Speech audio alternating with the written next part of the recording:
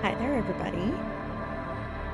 Welcome to a brand new game that I kind of know next to nothing about, other than it's an RPG. It's a puzzle-like game, and it is highly recommended by anybody who's played it. So I'm very excited to give it a shot and try it here, kind of see what it's all about. I, again, know nothing about it, but so far it looks very pretty. It looks very cool. Even the Steam page is very vague, so I'm kind of really excited about it. So we won't delay. We will go ahead and get right into it. Okay, so thinker, extremely intelligent, sensitive. Wait, hold on. Select archetype. Very psychological, a magnetic personality. High secret agent. Magnetic personality, but unstable, might begin to lose his mind. Extremely intelligent, very bad with people, knows interesting facts, comes up with original ideas. Physical, extremely physical, interacts with the world through his body, gets things done, but dumb as a rock. Oh, okay. Encyclopedia, Inland Empire, hand-eye coordination. Maybe create our own? Okay. Raw brain power, how smart you are. Sensitivity, how emotionally intelligent you are. Your musculature, how strong you are. Your senses, how agile you are. Okay, so 5 must be... Okay, so I'm not agile at all. I think that's good. So that's genius, that's average.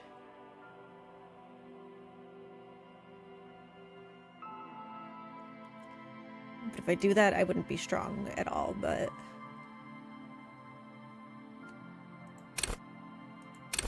That leaves it at weak. So do I... Senses how agile you are. Average, genius, terrible, weak. Yeah, you know what? Let's go for it. We'll rely on brain power. Okay. Set skills.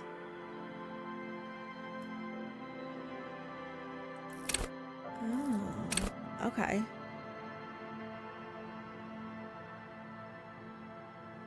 Wield raw intellectual power, deduce the world. Call upon all your knowledge, produce fascinating trivia. Okay. Practice the art of persuasion, enjoy rigorous intellectual discourse. Play the actor. Understand creativity, see art in the world. Reconstruct crime scenes, make laws of physics work for the law. Deduce the world. Let's do that one.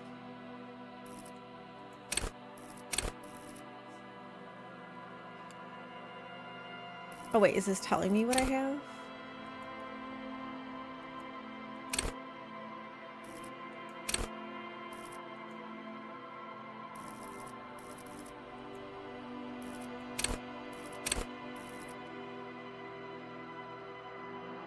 Oh, okay. I'm sorry. I selected signature.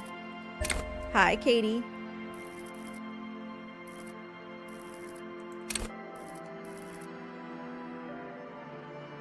Hunches and gut feeling, dreams and waking life.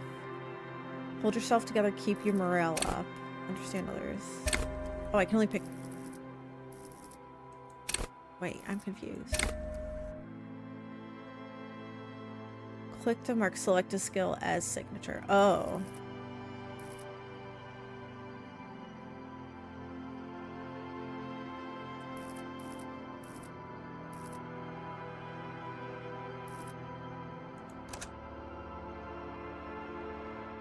Okay, beginning part's a little confusing, but... The Furies are at home in the mirror. It is in their address. Even the clearest water, if deep enough, can drown. There is nothing. Only warm primordial blackness. You're conscious ferments in it. No larger than a single grain of malt. You don't have to do anything anymore. That's a great question. Let me check what it says online.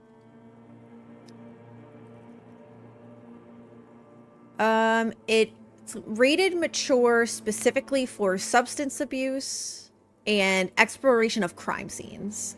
That's all it says. Because you're like a police officer that investigates scenes, so I don't think it's supposed to be.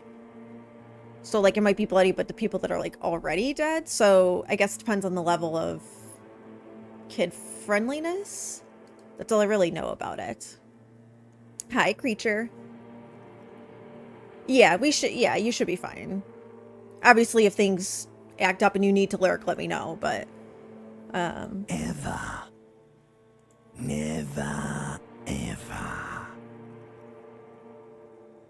Never, ever, ever, baby. An inordinate amount of time passes. It is utterly void of struggle. No ex-wives are contained within it. An awareness creeps up on you. A mass lies hidden in your dead angle, soaking in some lurid acidic sauce. It's bloated and shameful, a ball of meat surrounding you. This is a terrible line of questioning, and it will only lead to more awareness of the meat thing. Ex-love. Ex-tenderness. It is foolish of you to resurface to the loss. Not after all the damage you've suffered to get here. Some of it irreversible. Stay. Sail with me through the abyss of pelagic zone. Do you really? until forever ends.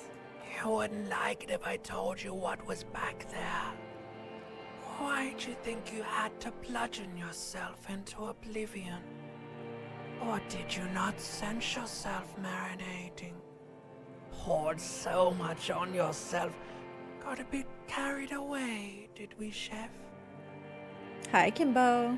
Fear and apprehension. You should ask what's out there first.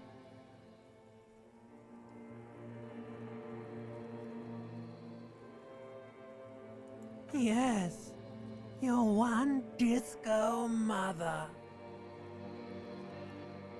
There's this giant ball there. An evil apes. And the evil apes are juking it out on the ball.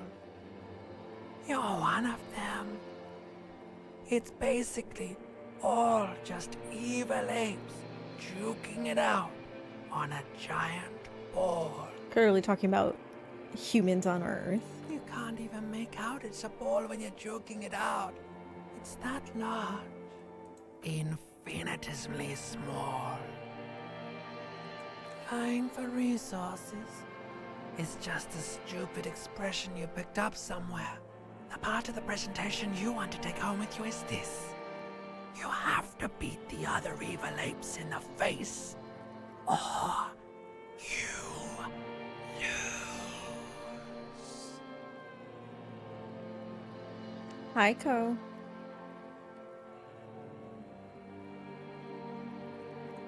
Yes, it is. And you drowned in that sadness a long time ago. You lost. The sound outside, you recognize it. It's a Caprice Commander motor carriage.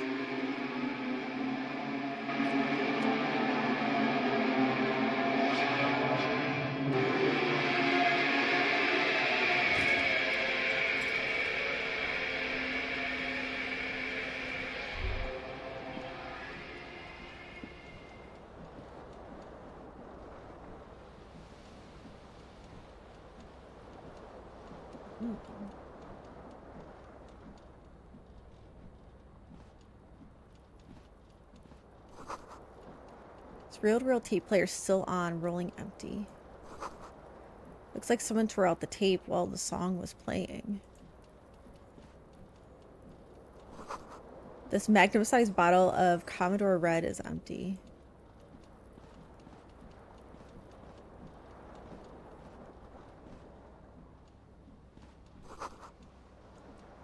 Yeah, seriously, creature.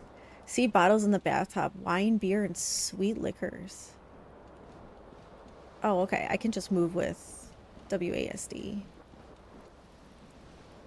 Or I can click to move. Okay.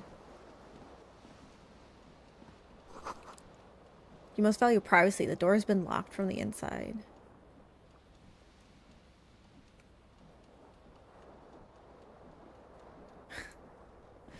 Is that my tie? This fan has two chain pull switches. One ends in a tiny fan, the other in a light bulb. A truly horrific necktie has somehow attached itself to one of the blades. Or has it been consigned there as punishment? You feel as though this creature is your friend and wants to reattach itself to your neck so that you may continue your adventures together in this strange world. This is a white check. You may retry. Okay.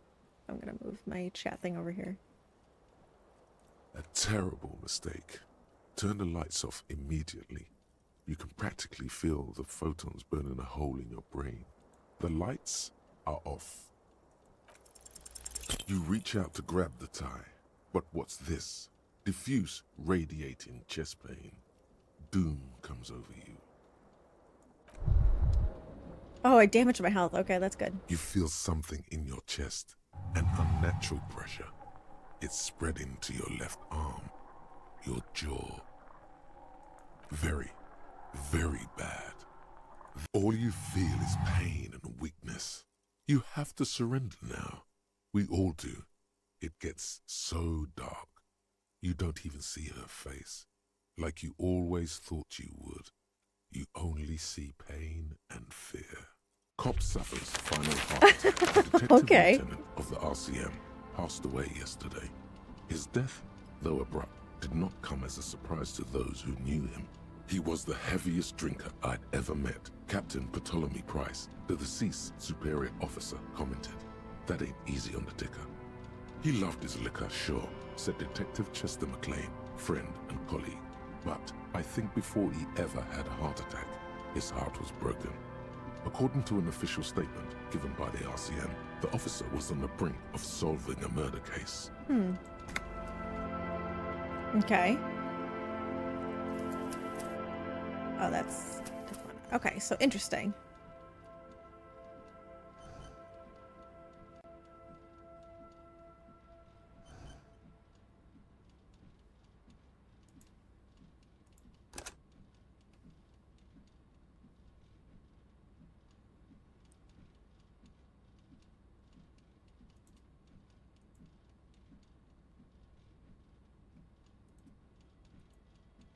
I wanted to do this higher. Average, good, average, weak.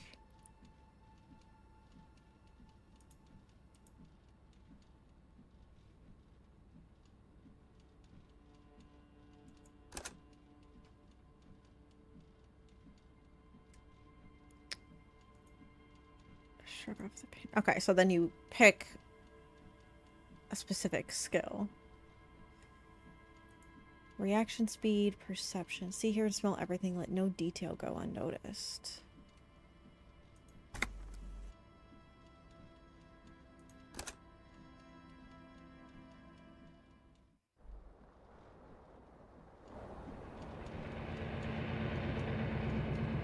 So I wonder if we'll probably have to do the whole,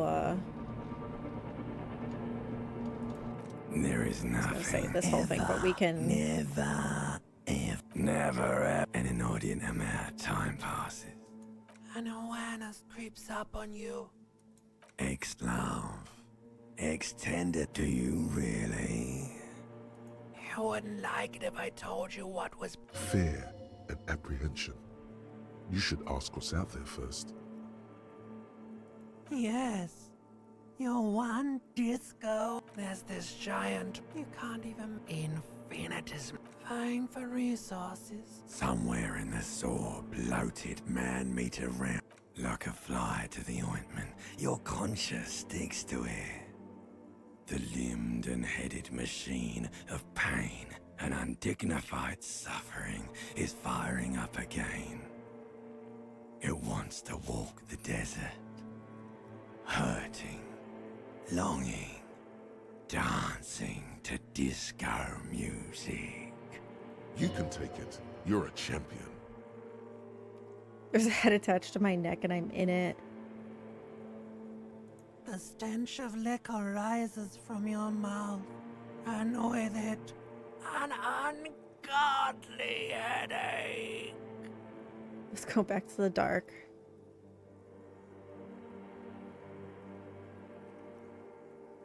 A fiery streak penetrates your skull, trying to force your eyes open. It's a sound, a clarion call from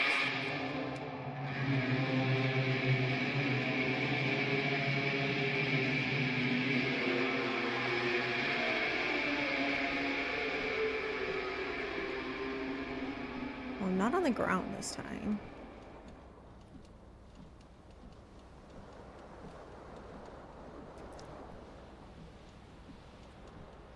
Okay, so health is there.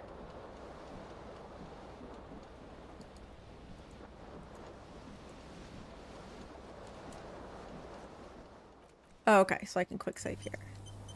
I wasn't sure if it would like auto save. And then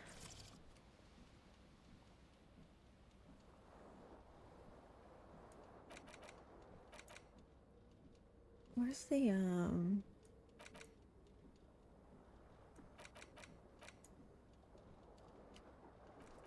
okay.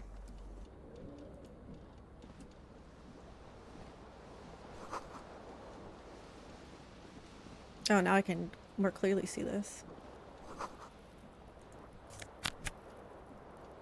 Hold tab to highlight.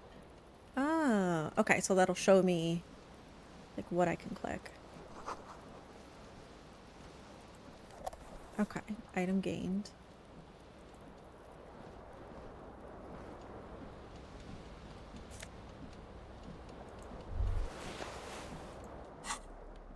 Okay, so put the pants on. That's good.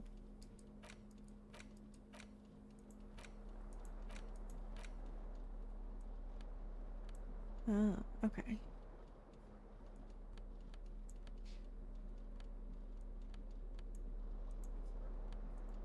Direct close tools, okay. You hear a jingle. Keys are clinking in the pocket of your flare-cut pants. It says, whirling in rags, on the aluminium keyring. There is a single key on the ring. The number 1 is etched on it. It should open the door. Okay. Should put more clothes on.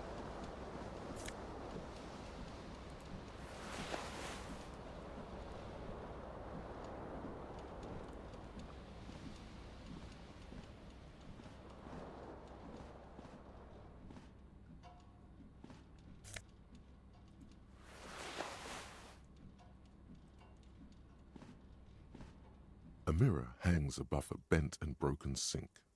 In a fierce discharge of masculine energy, someone has ripped half the faucet off. Hot water sprays from the base and steam covers the mirror. You cannot see yourself, just the outline of a man. Suddenly, you realize you have no memory of the face that awaits you there, underneath the soft vapor. As you slowly reach your hand towards the surface of the mirror. Abort. You clearly have not thought this through. You won't like what you see there, and you will never unbecome it. I don't care. Maybe I should touch it first, make sure there's nothing wrong with my face. Behold. You have no idea who this thing is, do you?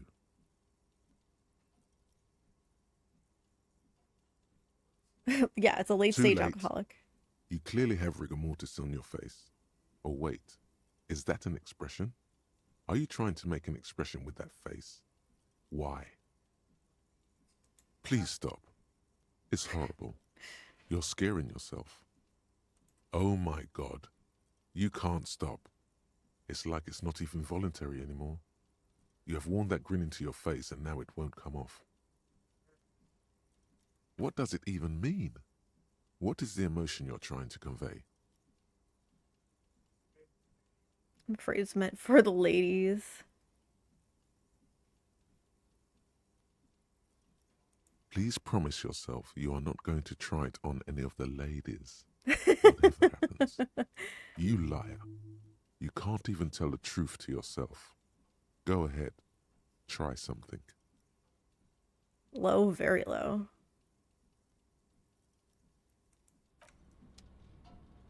Okay, interesting.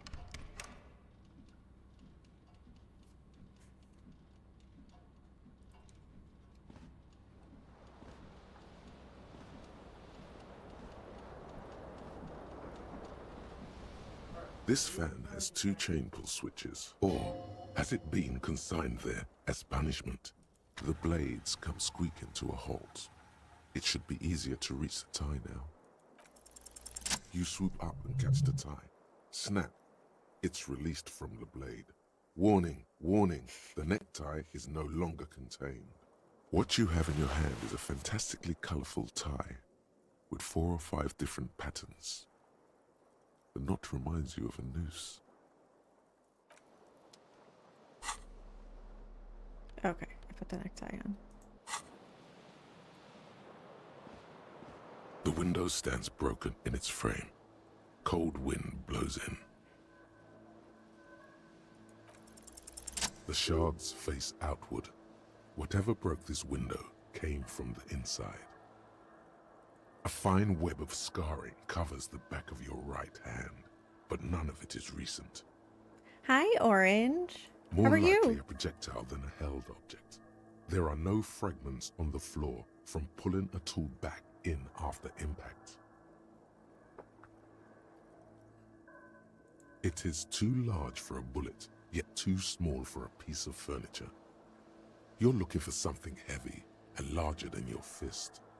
Like the green shoe that's on the hat rack in the corner, which, coincidentally, is missing its friend.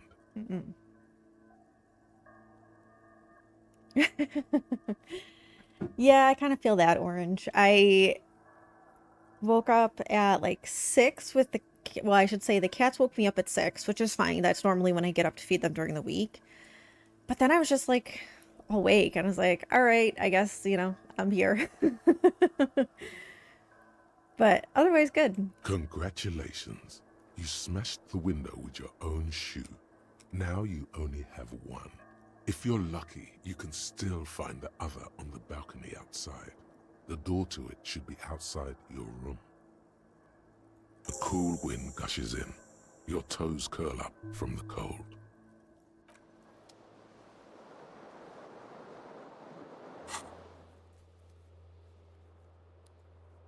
Should find it before you go venturing into the wild unknown. 2 shoes or better. Okay.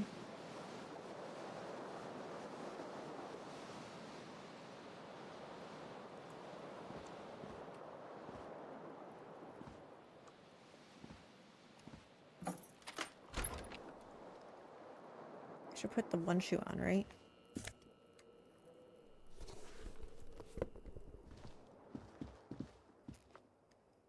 Oh, okay, so then bad road conditions. How do I get to the balcony to get my other shoe? The year is 51. Hello, officer. The young woman raises a cigarette to her lips. This is a brand new game. Like, we just started this. I've never watched anybody play it, but one of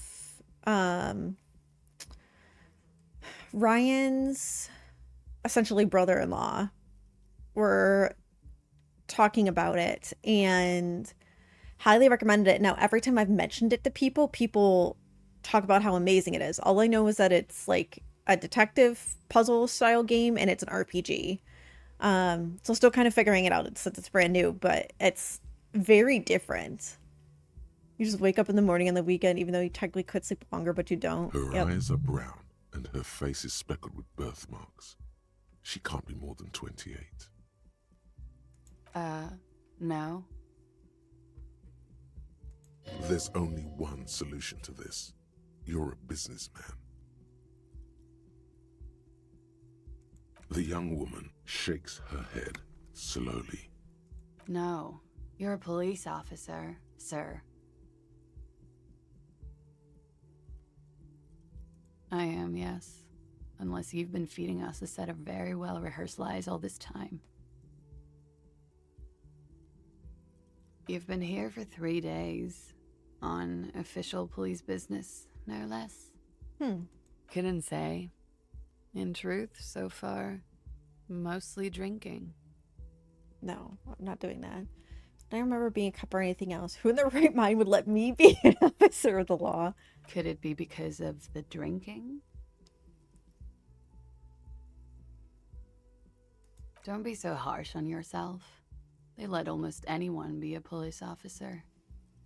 A glib remark. Don't let it stand. Assert yourself.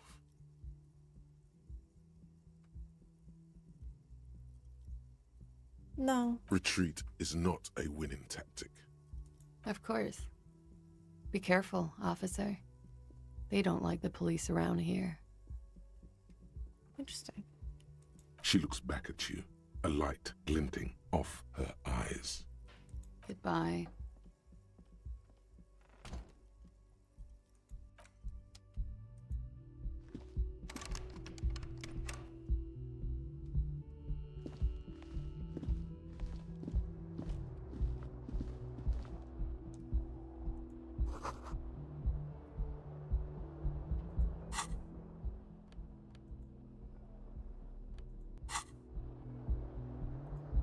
Is it?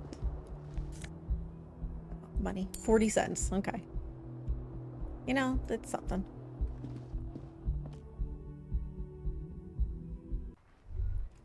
Oh, okay, so now I'm on the...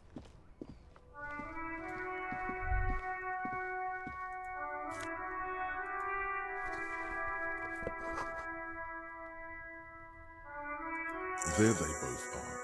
Two identical shoes, both copiously green and indiscriminately snakeskin, reunited on your feet, like two baby crocodiles. It's pretty clear a normal cop is not what you are. Good, they're balanced, comfy. Feels like the only good thing about you right now, truth be told.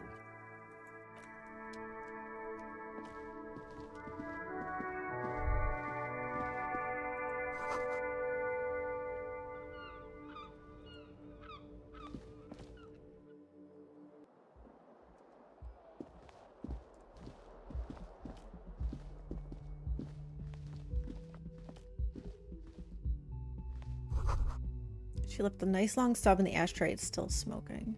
You should pick that fat, juicy cigarette butt from the tray, light it up, and smoke the living shit out of it. Who knows what you are? A monster, a murderer, the gnome of Jeroma? You feel like a smoker, especially when you look at that juicy, succulent, seductive cigarette stub, still smoldering deliciously. I'm gonna look at it now, creature. Thing I've ever seen on this game.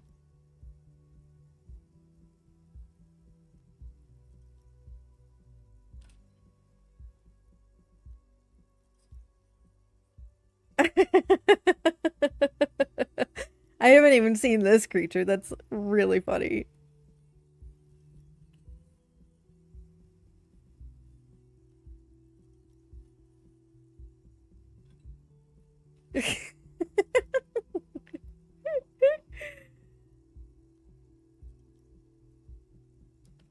Should be very interesting. How very astute of you. This renders it ineffectual. You should look for a whole cigarette, or better yet, an entire pack. Strike that. A carton.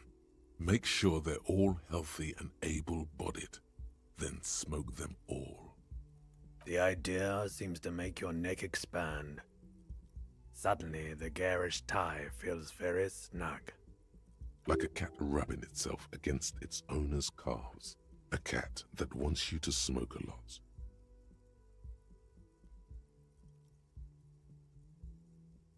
That's Or funny, creature. you could not do that. No one is making you. Or you could not do that. I should not do that. I'll make a priority one. Good. They'll make you stronger and better. You're too old to be cool now. But find cigarettes, smoke them, blam. Instantly a cool renegade man.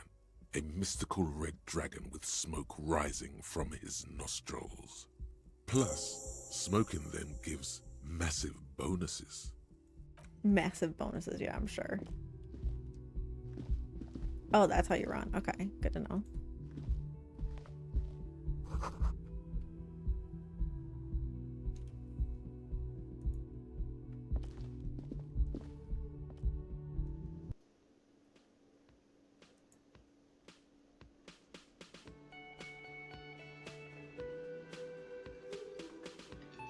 It's a big lobby.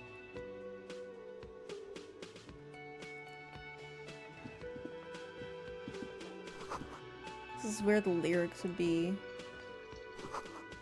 Big old karaoke mic waiting for someone to sing.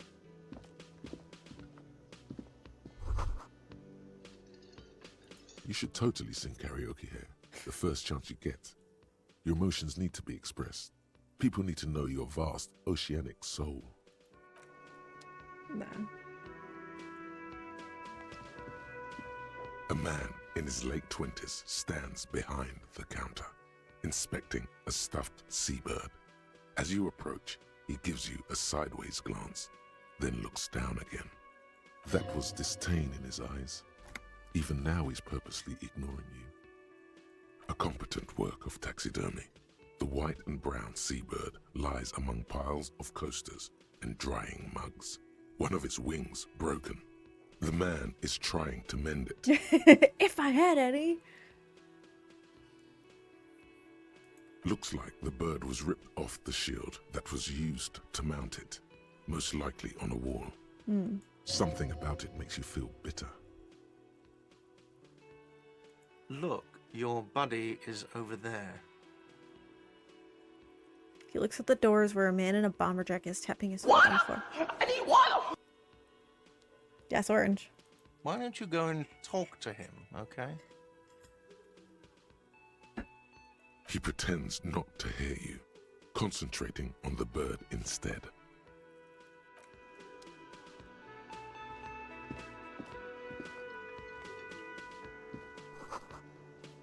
Only the word Monday is written on it. Nosafed? Ah, okay.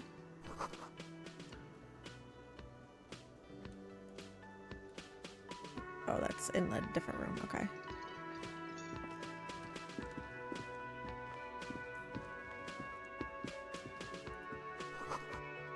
Mess hall reserved for union members. Doors open at 4 o'clock.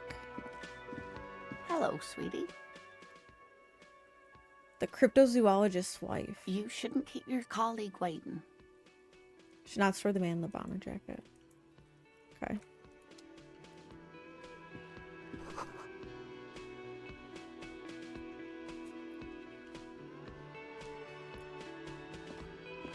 A bespectacled man in an orange bomber jacket is tapping his foot on the floor. Looks like he's waiting for someone. You. As you approach, he narrows his eyes and extends his hand in greeting. If an assault were launched on this building right now, if the windows came crashing down and the whole world descended upon you, this man would hurl himself in death's way to save you. You are sure of this, but why? He is your half-brother. Hello, I'm Kim Kitsuragi, Lieutenant, Prison 57. You must be from the 41st. You realize he's waiting for your name. This is your chance to come up with a really good name for yourself. Get creative. Conceptualize. It cannot be retired.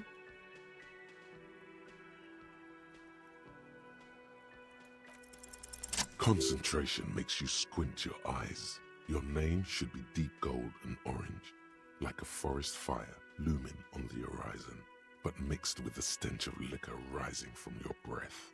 You're 2 steps closer to it, but there are still many to go. Okay then. Gray! What the fuck are you doing? How did you get up there? Thank you for the bits, Orange. The gays, the days. It looks like we had a little scheduling error on Sunday. Saturday too, actually. Have you had time to talk to the manager here?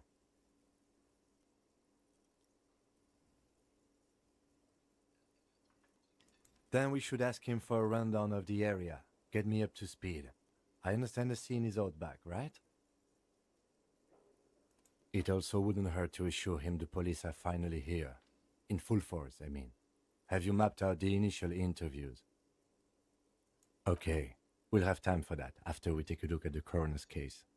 Have you removed the dead body from the tree? No. So, the body is still in the tree. This is the first time you detect a weariness in the lieutenant's voice. It is obvious he would have preferred for the body to no longer be in the tree. Where it has been hanging for 7 days straight. We should go there as soon as we are done talking to the owner.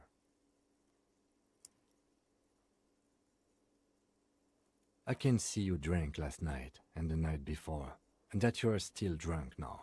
But I have seen officers go through worse. Much worse. If you need something for your headache, there is a general store nearby. But as I said, the dead body should be our #1 concern. Okay. After you, officer. Interview cafeteria manager, inspect victim's body. If you're about Yeah. to embark on an investigation, shouldn't you have a badge? You mean you don't have a badge? Losing your identification card is a serious matter. My vehicle has a shortwave. You can use it to report your badge missing. I advise you to try to locate it as quickly as possible, but getting the body down should still take precedence. Lieutenant Kitsuragi is now in your party. You can talk to him whenever by interacting with him. Okay.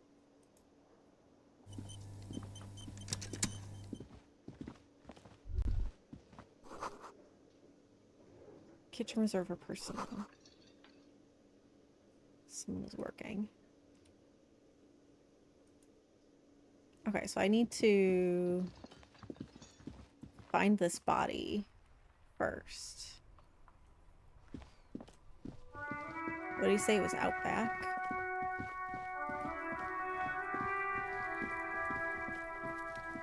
Oh, there it is.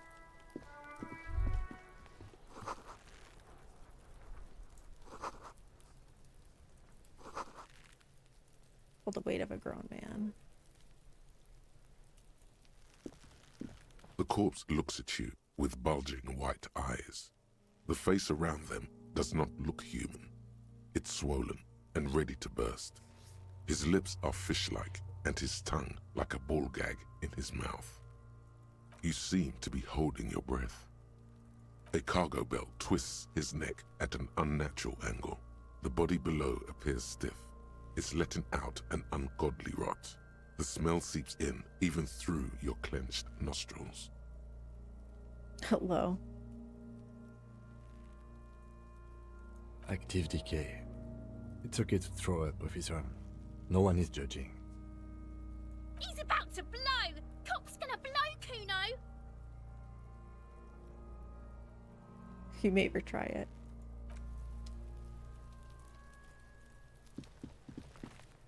Kuno's got this. Or said deputy can't be older than 12. If there ever was such a thing as an ugly kid, then this is it. He's almost exquisite in his ugliness. Like a Like a gremlin. gremlin. Oh yeah! Nappa Gumpy, Kuno!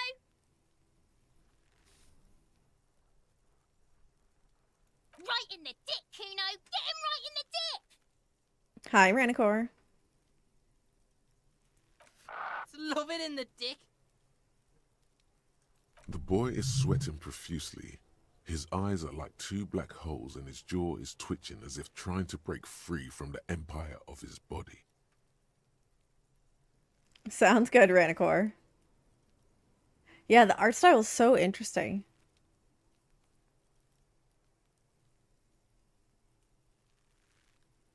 The kid is obviously high.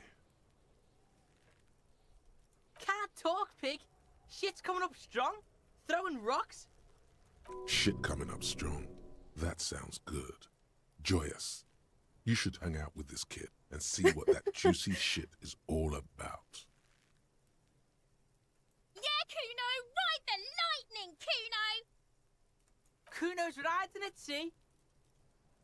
This is another rock flying. The rake, Kuno! You should throw the rake at him, Kuno! The fuck does Kuno know what a rake is? Kuno's not a gardener. We shouldn't do anything. I don't tempt such forces.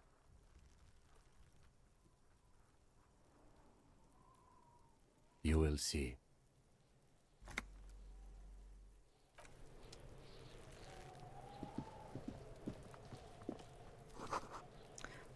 Where's the crown of the ribbon below, a light above descending.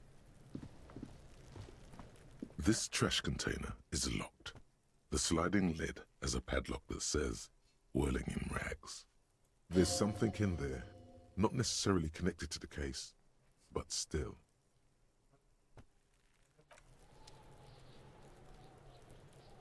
Oh, this is the kid. Kuno, the pig's getting pretty close to me. Come to snuff my shit out, I think.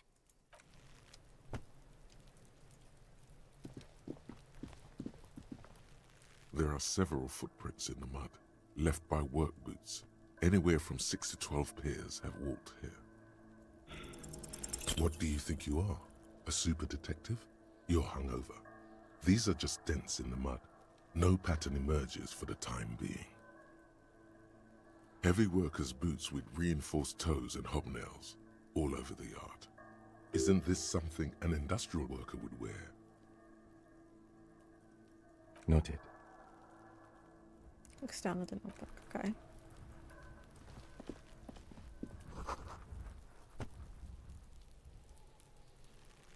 Is there a way? How do I get him down? There he still is, looking right through you with his white eyes.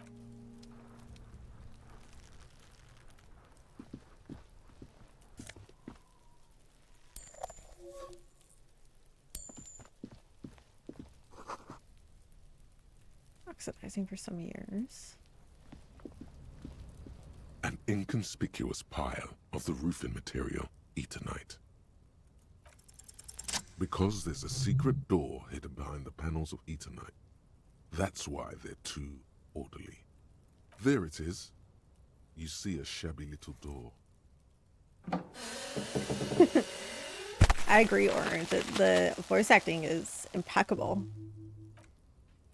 What is this then? A tool shed? Let's investigate.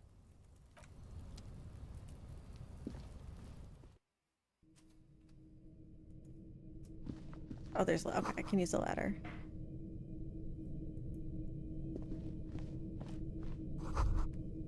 Trace the bone yellow powder. Be still, my beating heart. It's amphetamine. Sweet amphetamine. The lieutenant isn't studying the powder in the mirror.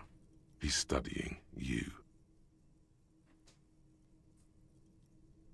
Perhaps not. This is below our pay grade, detective. However, Yeah. ladder I see the there? ladder. It's probably another way into the industrial harbor, no? A secret path the local kids use. Yummy amphetamines. Get out of my way or get effed up.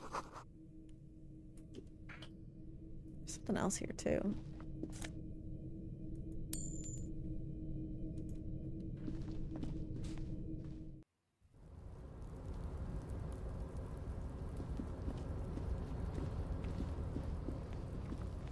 Where are you going? Oh, he's getting up to that. Okay, I see. Looks like someone left his tarpaulin cloak hanging on the railing here. Yes, it's probably yours. It bears the RCM insignia, and you have a habit of being careless with your equipment.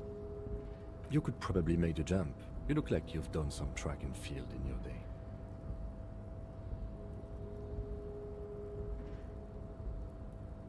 The cloak? I do think it's yours, yes. As to whether you should go for it? Well, it doesn't seem too dangerous. 2 meter stops. Whenever you're ready to do it, I'll be right behind you. The cloak looks like a bag of goodies floating in the wind. Who knows what its pockets may hide?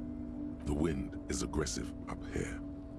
The lieutenant looks at the enormous crane towering in the distance over the container yard. The look in his eyes is a mix of the engineer-like interest and the wonder of a 6-year-old seeing a horse for the first time. His eyes trace the crane's contour as if trying to memorize its majestic shape. Then he notices your gaze. Yes. We were in the middle of something. Your cloak.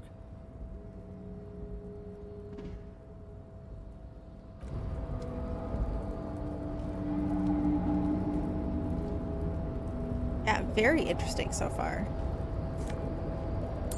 Very, very different from anything else I've played too. And not like in a bad way.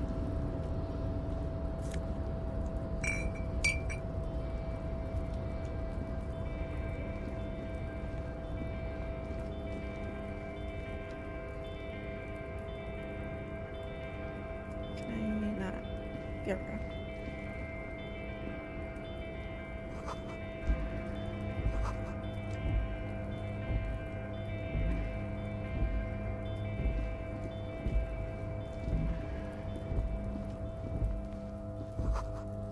Full of rainwater. Okay, let's go back.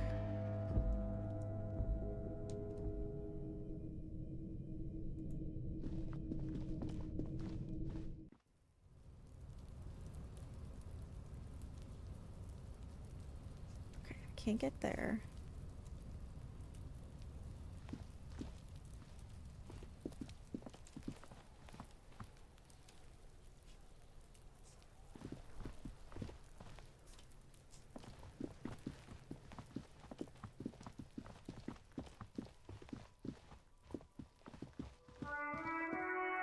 An old call box with a matrix of push buttons lists all the companies in the East Delta Commerce Center. Pick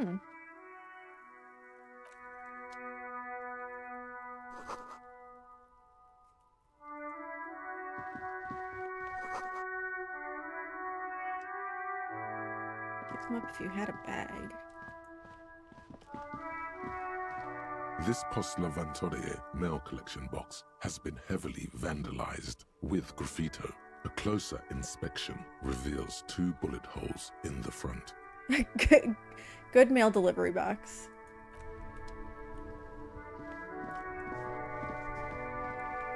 Oh, so this must be his car. Okay. Before you stands a motor carriage.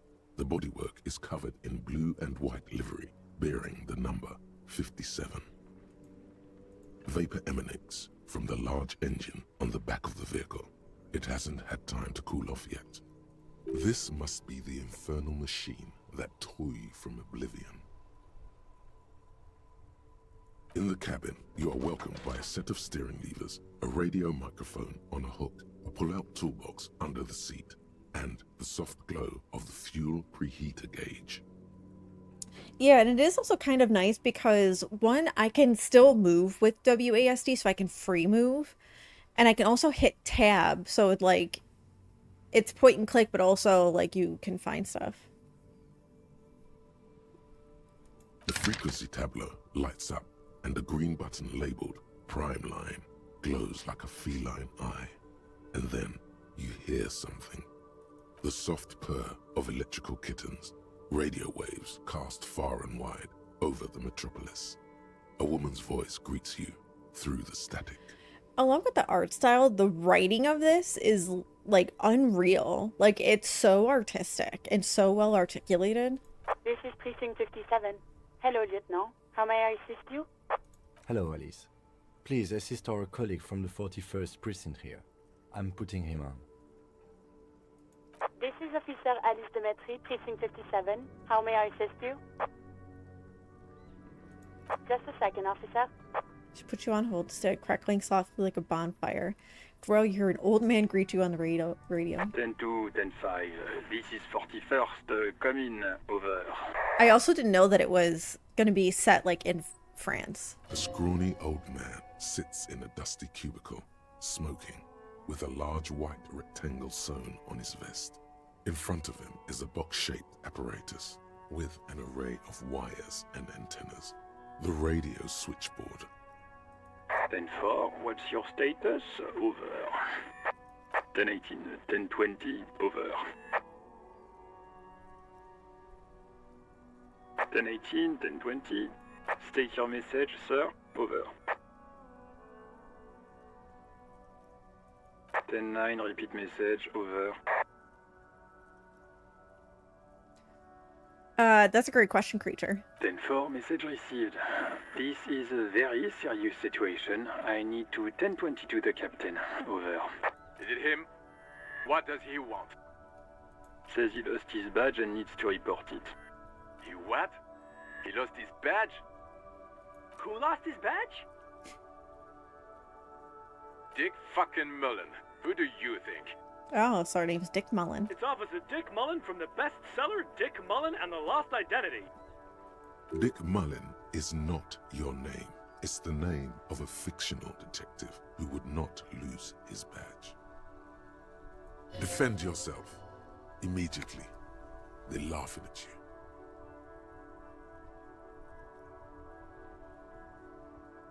He says this has probably happened to other policemen before him and laughs sarcastically. Oh goddamn it! Is he fucking kidding? The whole station's gonna be dicked for this. Satellite Officer Vikmar is wondering if you might be joking and adds that this tarnishes the reputation of the entire station. Over. Mullen dicked us. 10-4, I hear you, officer. I'm just going to make a note here that you are in pursuit of your misplaced badge. Over. Fuck me. Mac, come here. You've got to hear this. Dick Mullen lost his badge. What's going on? Super Cop here lost his badge. He lost his what now? His badge. He lost his goddamn fucking badge. 10-9, come again. I didn't get that. Over. New heights even for Captain Sober. Ask him. Ask him if he's lost his gun too. Sergeant Orson wants to know if you lost your gun too. Over. Check your pockets. Check your... Holy fuck. You don't know where it is, do you? I realized I gotta move my chat box. Sorry. Okay, it's gone. Your gun is most definitely gone. Don't sweat it, Bratan. You don't need a gun to have fun. We can still have fun. It's not all over. 10-9, come in, officer. Did you get my question? We were wondering about your gun. Over. Lying? Over the phone? It's easy. Just say it like it's the truth. And then it becomes it. He says he didn't. Thank God for that. That would have been a nightmare. I don't even want to imagine the poor prick who has to relay that kind of news to the captain. Losing his badge is bad enough. Tell him to find it, and fast.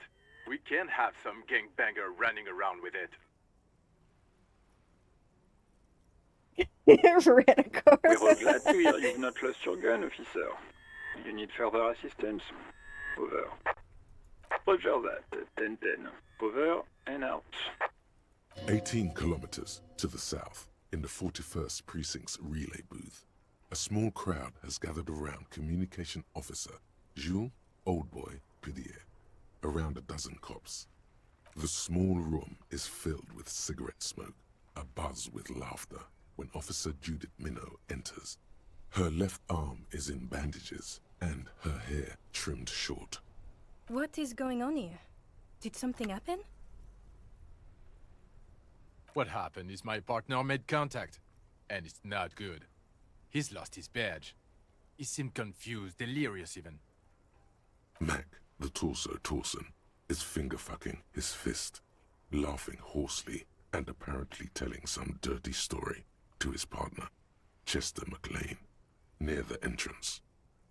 Yeah, Mullen was fucked, alright. Sounded fucking drunk to me. Yeah, Mac's right. That was some gnarly shit there. Enough! None of this is funny. It's fucking sad. That's what it is. He's a cop. He's one of us, goddamn this. We must help him. Quiet firmness to her voice when she speaks. Yeah? How do you fucking plan to do that, huh? Get him off the drink? Go jogging with him in the morning and get him on carrot juice? He's a lost man. I just know we can't give up on him when he's at his weakest. He wouldn't. Started fidgeting comfortably. Someone's trying to slip out unnoticed. Mac, man the door. You know what he told me? I don't want to get better. I want to get worse. Those were his words. This shit does not leave this room. Not a word of this to the captain. Or anyone else. We'll give him a couple of days to pull his shit together. I guess I can hold off the report for a few days. Good. Okay, everybody. Nothing but a prank call here. We all got our laughs. Now get back to work. Far north, on the other side of the motorway, the officer quietly hunches with his hand in the motor carriage. A metallic drawer slides out from under the seat and clicks into place. The tools inside are neatly organized. Take what you need, officer. It's going to be a long case. I'm not protective of my tools, like some men are. He's clearly a little protective of his tools. But what can you do? Work is work. Rubber-handed chain cutters, maybe? The handles are long and sleek. Snap, snap, go the cutters in your hand. The pull-out toolbox slides. Sounds good, creature.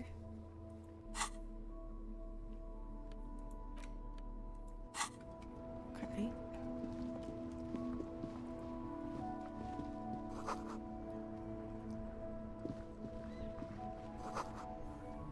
Street name is illegible.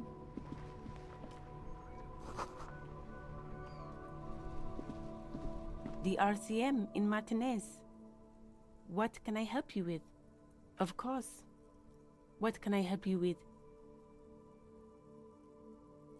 Excuse me? She's uncomfortable. Maybe you should drop this line of questioning. Oh. Well, I didn't write it there. I'm just sitting here. Okay. Of course. I won't hold you back. Her gloves. You get the feeling that you need them. You have a dead body to deal with after all. Sure. Keep them. I have another pair.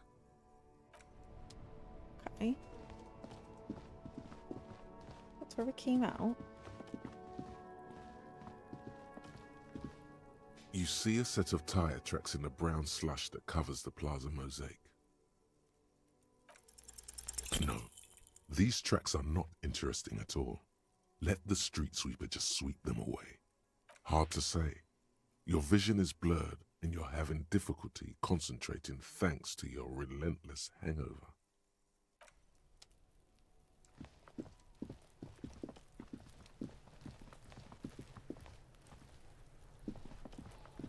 There he still is, looking right through you with his white eyes. The body below is entirely dedicated to that corpse smell.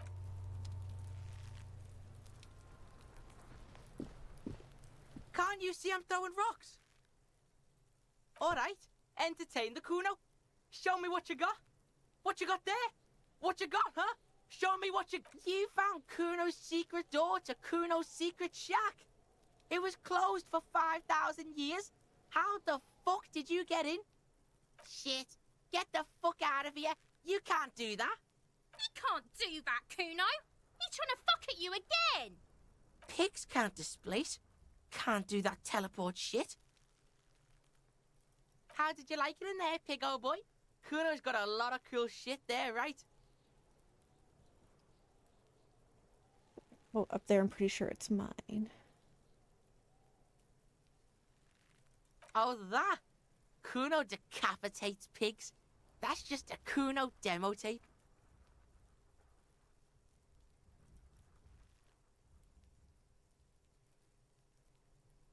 What? What is this shit? Fucking on yourself.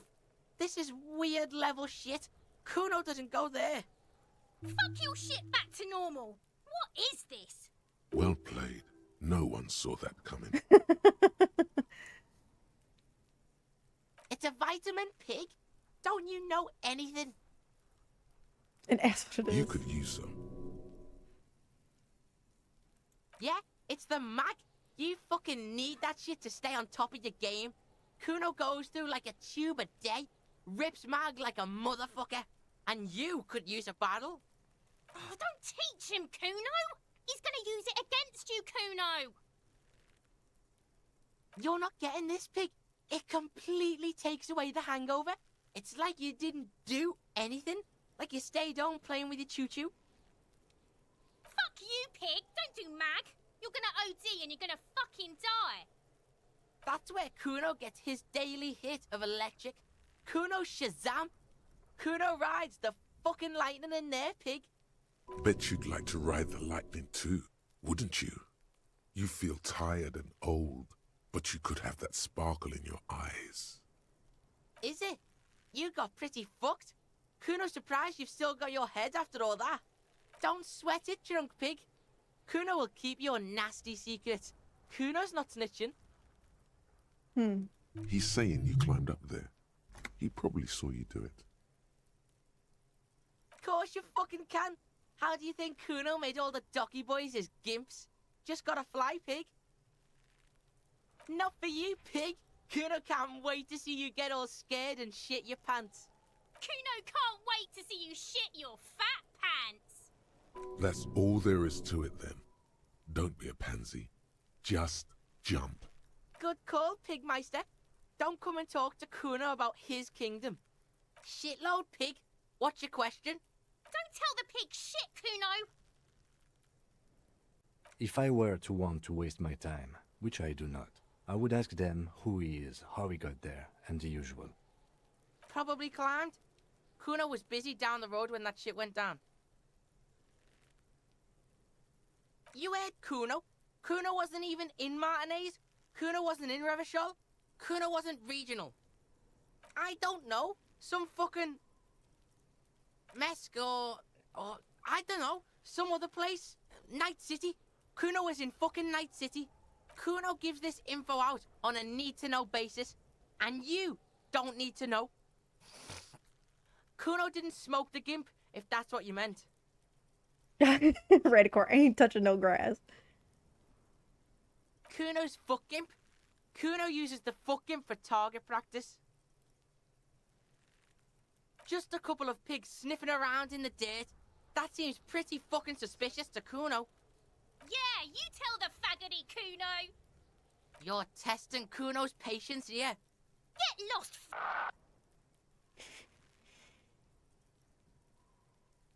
Right, pig. This is where Kuno plays with his little wooden choo-choo. Fuck do you want with it? Look at that fucking shit. You're trying to get Kuno killed. Fuck does Kuno know? Kuno's not a fucking acrobat. The lieutenant takes a quick note in his notebook. It's a trap, Kuno. Don't climb it, Kuno. I've also never been to a planetarium. I don't know where the closest one would be. Dunno. Kiptas gardener used to work there.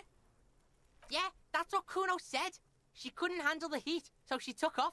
Kuno can take it. Shit's nothing to Kuno. Look it up in the library. Kuno's not a fucking dictionary. Fucking small brain. Kuno means the gardener, alright? Look, Kuno doesn't explain shit. Kuno just says shit. Yeah, her. Don't be wondering about Kuno's shit, pig. Fuck does Kuno care about your hunch? That's your shit. You figured it out. Yeah, whatever. Kuno doesn't give a shit.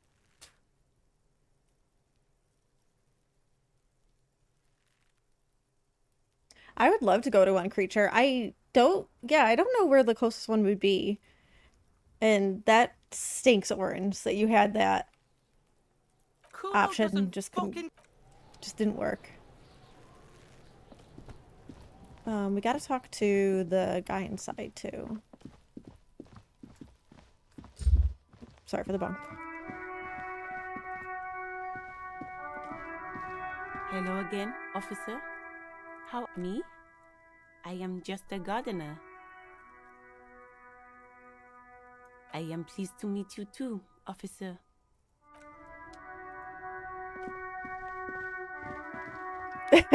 Radicor.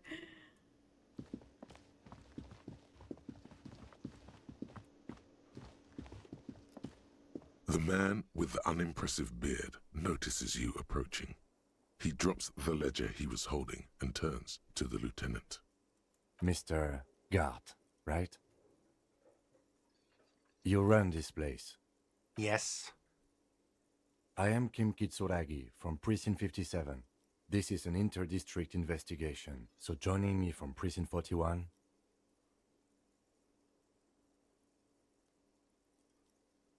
Fantastic. Right. Now, I know it took us a while to arrive at the scene. It also took you a while to call us and report the dead body. It was you who placed the call, yes? No, I only just got here. It was probably Sylvie who called you. She usually works the bar here. I'm only temporarily taking over her duties. Storm the Smithsonian Dawn. As a matter of fact, I do. You said you just got here. From where? Are you a local? What, of Martinez? No, I live in Jamrock.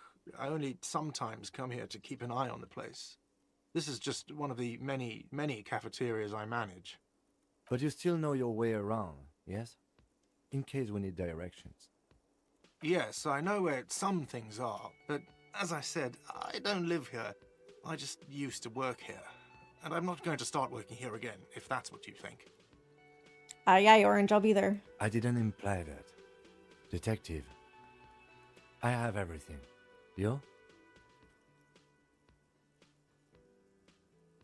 The body was behind the building, right? How do we get there? Behind this building, there's a courtyard. They hoisted him up on a tree there. And how do we get there? See that door there? Go out and turn right. There's a big hole in the fence. No need for a key. Just go through that hole and you'll be in the courtyard. Are you supposed to feel guilty about the hole? His side tells you, yes. Let's go. Not so fast. You owe me 130 real. No one is saying the multi-pattern necktie you found tied to the ceiling fan can talk. No one. It must be merely imagination. But... Yeah, that is very true, Creature. Let's fail! Time to push the eject button! Sounds like a responsibility! You don't like those! Low. Oh, excuse me. You owe me 130 real. With the mock aristocratic accent. The IIR, or Inter-Isolary Real, is the global reserve currency. Whatever part of the world you're in right now, it's safe to assume he means you owe him some money. Wow, you're a genius. Yes, that's right, money. You owe this establishment 130 real. Who does that clown think he is? Arrest him! Let's see. 3 nights at a tariff of 20 real comes to 60 real. Then there's the window you annihilated. The hole in the window was the first thing I saw when I came to work. So don't try to tell me you didn't. That will be 40 real in damages. In person Another like thing that. you've annihilated is half the bar. You've run a tab of 30 real. Actually more, but we'll round it down to 30 for your hard work maintaining the stability and order of Revachol. That's 60 plus 40 plus 30 equals 130 real. And yes... No one is saying that! No one is saying that Ty can talk! That would be ludicrous! It's just that You should arrest him. It would be wiser. He wants to take your money. Somehow, the knot is stuck, so you can't get it off. The lieutenant watches you struggle with it, the sweat dripping from your brow. He puts his hand on your shoulder. Oh, thank you, Orange. If you don't have the money, it's okay. None of us are in this for the wages. That's Cop 4. I haven't offered to pay because I don't have any money either. What are you, a philosopher? Money is what grown-up people use to pay for things. Things like this hostel room, or 8 bottles of potent blend, and 9 packs of Royal Extra. We use it for everything, really. Yes, it is. No, you see, that's 40 cents. Cents are a form of currency 100 times smaller than the real. I'm not even going to take this. Come back when you have 130 real. He stands silently, looking at the coppers on the counter. Isn't it evil? The order of magnitude between what is asked of a person and what they have.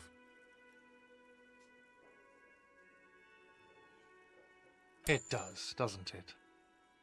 There's a shuffle of nylon as Lieutenant Kitsuragi looks for something in the pockets of his orange bomber. Usually my right shoulder cracks, Orange, but I did some stretching before stream today, so it hasn't I'm happened. It sorry, might later. but he has to pay. I can't let him stay here any longer if he doesn't. If he doesn't have the money by tonight, then... Officer, maybe you're better off working this from home for now. You live in Jamrock, right? It's not that far away. Officer, you really need to take this up with your station. I have a shortwave radio in my car. Call them, ask for assistance. We have to get this investigation started now. Good luck. By the way, where is home? The address is coming up blank, and this place sure isn't it. But you've been at this hostel cafeteria for only 3 nights. Where were you before? You had to be somewhere. You don't really know, do you? A vague, blackened image doesn't sound like somewhere you can stay if you run out of money. I think it has something to do with being... It's either something to do with being right-handed, or it's because I work on a computer, I feel like. You can try. Run some addresses in your head when you get the time. Maybe a street or an apartment will appear. What is this?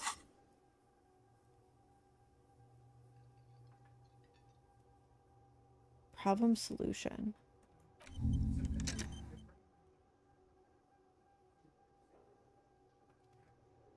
Oh. Jump across the raised channel bridge southwest of here. Fall over, get up.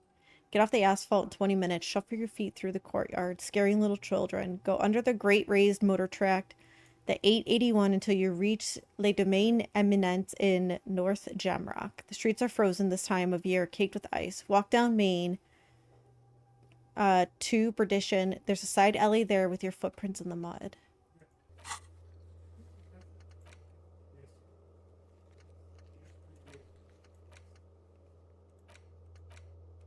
Okay.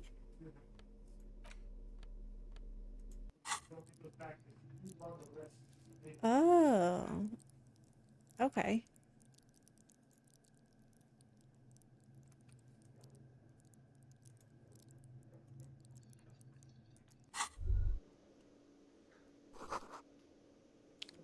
Hand wrote yesterday's menu. Today's starts in a man's handwriting. Okay.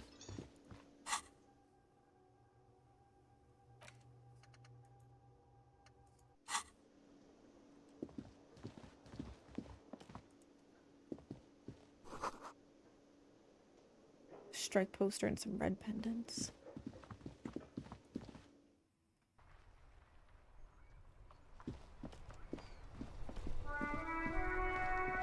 Okay, so maybe look at the call box.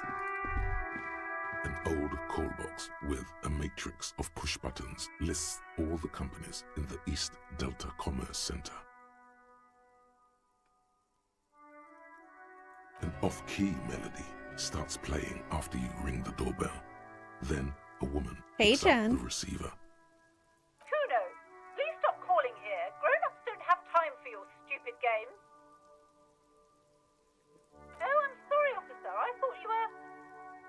But the doorbell is broken, and the bookstore shouldn't even be on the list anymore, so I can't help you. Please don't call here again. Thanks. Thanks. A single beep indicates that the line has gone dead. Okay. You ring the doorbell, but no one answers. What an ominous name for a hair salon. Doesn't bode well for anyone's hair. All you hear is static, but no one answers the call. You ring the doorbell, but nothing happens. You wait for a minute or two, but all you get from the call box is silence. No one answers the call. Looks like someone has melted half the plastic off with a lighter. The doorbell doesn't work anymore. You hear static from the intercom speaker. It sounds as if someone has picked up the receiver, but isn't saying anything. You can almost hear them breathe. Yes, hello. This is Tricentennial Electric. Have you come to place an order? She sounds almost antique, as if her voice was being played off an old wax cylinder. A receiver must not be working properly. My God. The lieutenant exchanges a look with you. It's you. My God. I didn't think I would hear your voice here. It's a woman, and she knows you. Your heart beats faster. No, something's wrong here. Are you sure she's talking to you?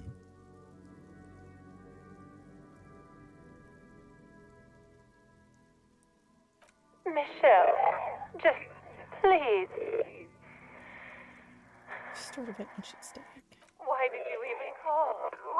I don't understand. You've been gone for months. I thought you didn't care. Ever since I came to work here, it's been different.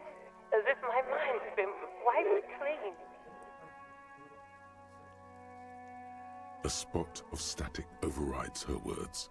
When she speaks again, it sounds like she's submerged. I don't know, Aaron. It's so nice.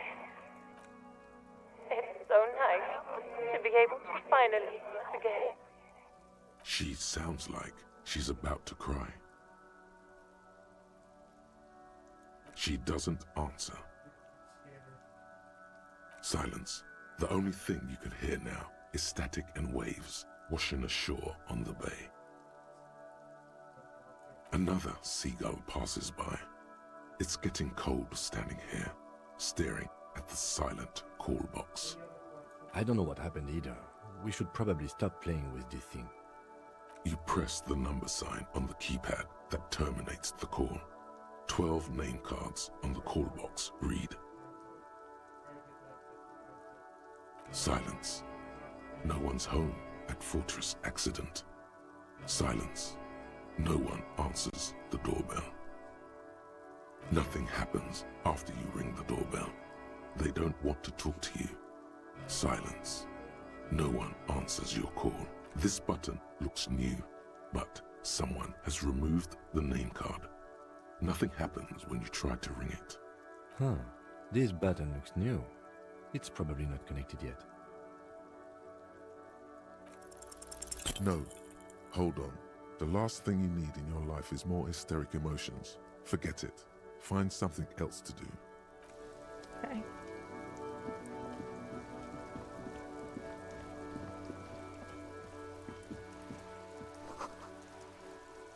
Pistol and a half-naked dame on its cover.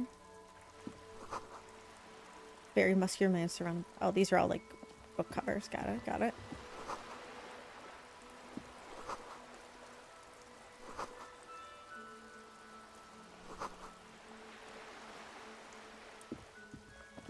Hello, sir. Step right in. The store is open. Are you interested in a new and exciting book? Okay, sir. I'll try to answer any questions you have.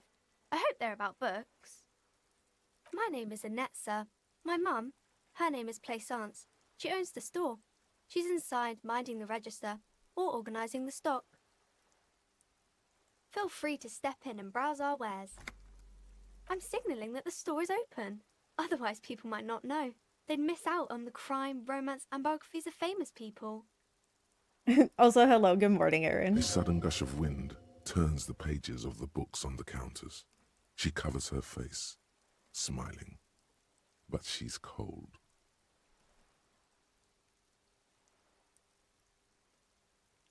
Kind of you to offer, sir. What could you do to help her anyway? Oh, no, sir. I'm happy to help Mum by luring in customers. Besides, I have some hot juice in my vacuum bottle to keep warm. I do my studies at home at the moment. I have to help Mum keep this place running. Mum says it's necessary to do both because it builds character. Mum says a proper worker is dutiful. That's how you get ahead in life. Mum says it's peachy. She was a little afraid at first. There's talk about this house being cursed.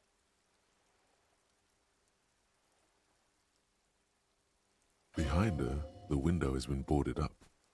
You sense the boards creaking, twisting for a second, and some kind of doubt in her tense shoulders. Cursed in the way that makes them say that no business has ever really thrived here, sir. That they all go... Well, they run out of money and have to stop doing business.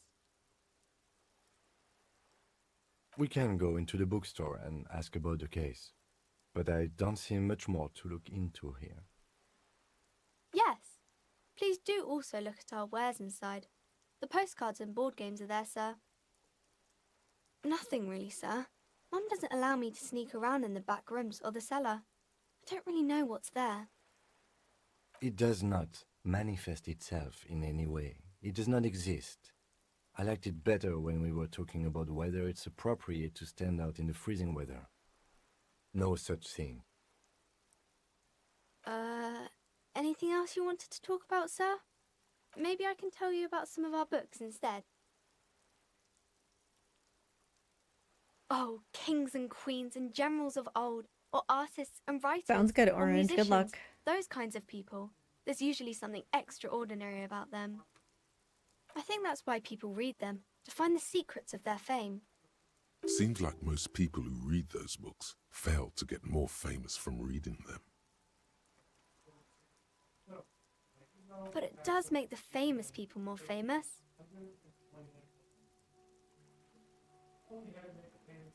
Okay, sir.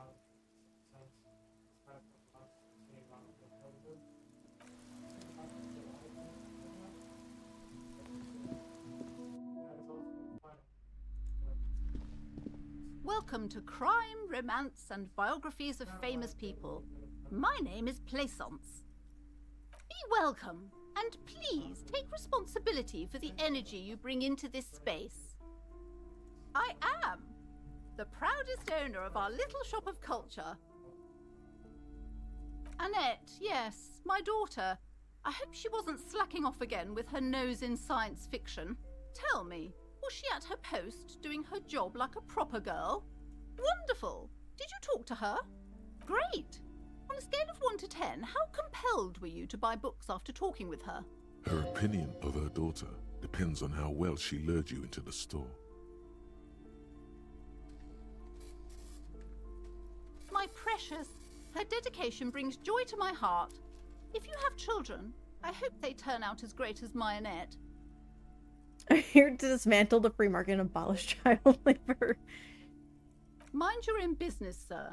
In our society, people don't get to tell each other how to raise their children. It's none of your or anyone's business. The woman before you scans the store, her shoulders rigid and tense. Every now and then, she nudges her glasses. Cursed? Who said that? Annette? I will have a word with her. This place is not cursed. It has a robustly magnetic energy. good for commercial activity. Then why are you talking to me? Everything is on the shelves to browse. Don't you feel compelled to buy anything? See? She smiles and nods, seemingly relieved.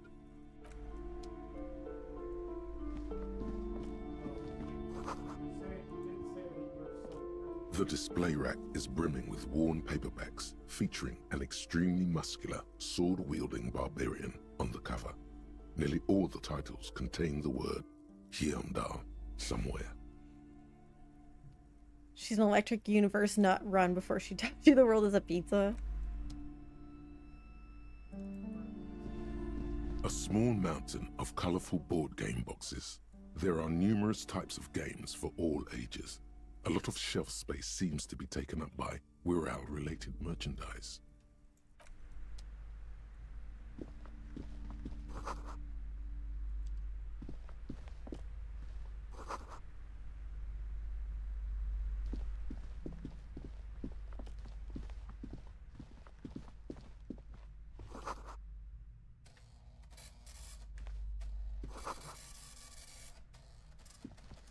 The plaque on the shelf reads, Biographies of Famous People. You see a large variety of names, none of which ring a bell. Several maps have been attached to a bulletin board hidden inside the alcove. They're held up by small pins. The board has come loose from one corner. The maps look old and faded. Your eye catches a map of Insulinda, a map of Revachol, and a map of Martinez. I'm sorry, officer. The map of Martinez is the only one available. The other two are not for sale anymore. And besides, you could scarcely afford them. They're quite valuable, though they might not look it. The map of Martinez is 90 cents, though. That old thing, it's an out-of-date map of a tourist location that never was nor came to be. From when some design studio people tried to spruce the place up 4 or 5 years ago. They also renovated the horse statue, set up those coin-operated viewers, and designed the new street lamps. They didn't get that far, for some reason. A shame the project never got going. Would be nice if someone fixed Martinez up. All these ruins are bad for business. Always good to be informed of your surroundings. You've acquired an interactable item. Investigate this item further by going to the Interact tab in your inventory. This large map displays archipelagos. You see a constellation of small dots on the light blue emptiness of the Insulindic Ocean. The largest in the northeast is La Caillou. You are here. Another far away in the southwest, Seminese Islands, Ile de Fantôme, Ozon, Laurentide, Fas a la Mer, Archipelagos, North Arcade Islands. All just specks of dust on the vastness of the Insulindic. On the edges of the map, the color fades into a blur of dotted lines, black and white. In the northeast, a dust mite stands on the north coast of Caillou. In a bookstore, it's you. What's up?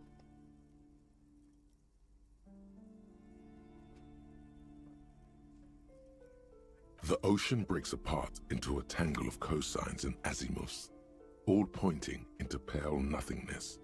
Mwindi is the north azimuth. Grad is the northeast azimuth. Samara is the east azimuth. Seo is the west azimuth. Isolas, they're called.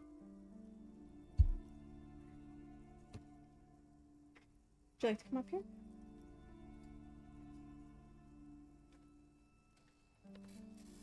Hi.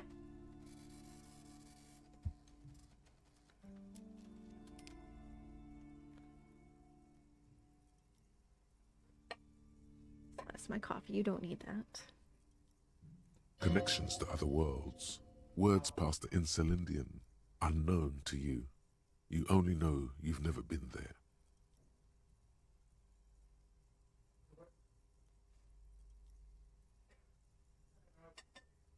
Alright, go bud. You have little idea what they are. Distant stars, gods, but looking at them makes you feel almost non-existent. Whatever they are, the Isolas are immeasurably large compared to you, and very, very far away.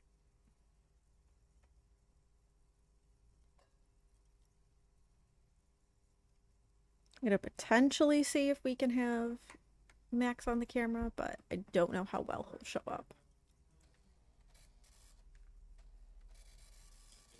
His little face. Move him up here.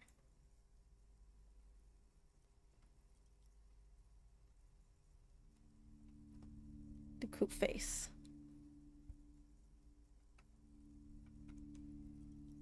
Camera's a little wonky, but that's okay.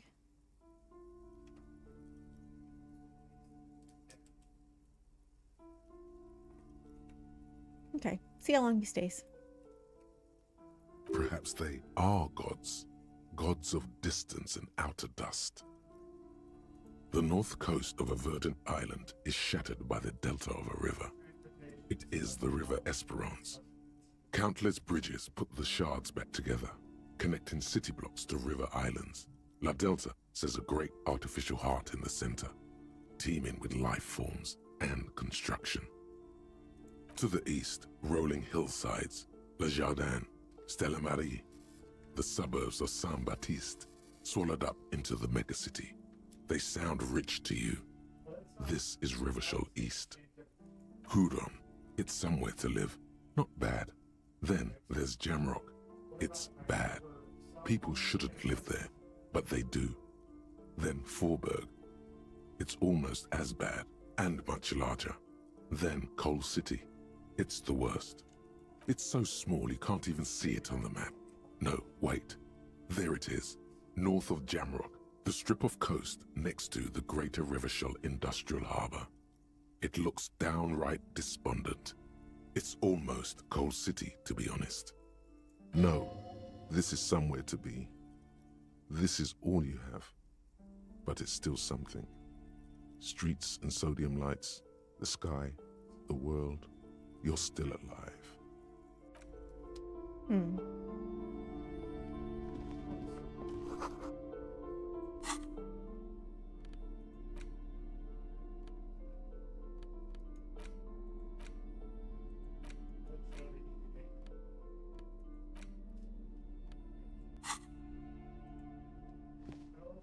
This bookstore is not strictly about crime, romance, and biographies of famous people.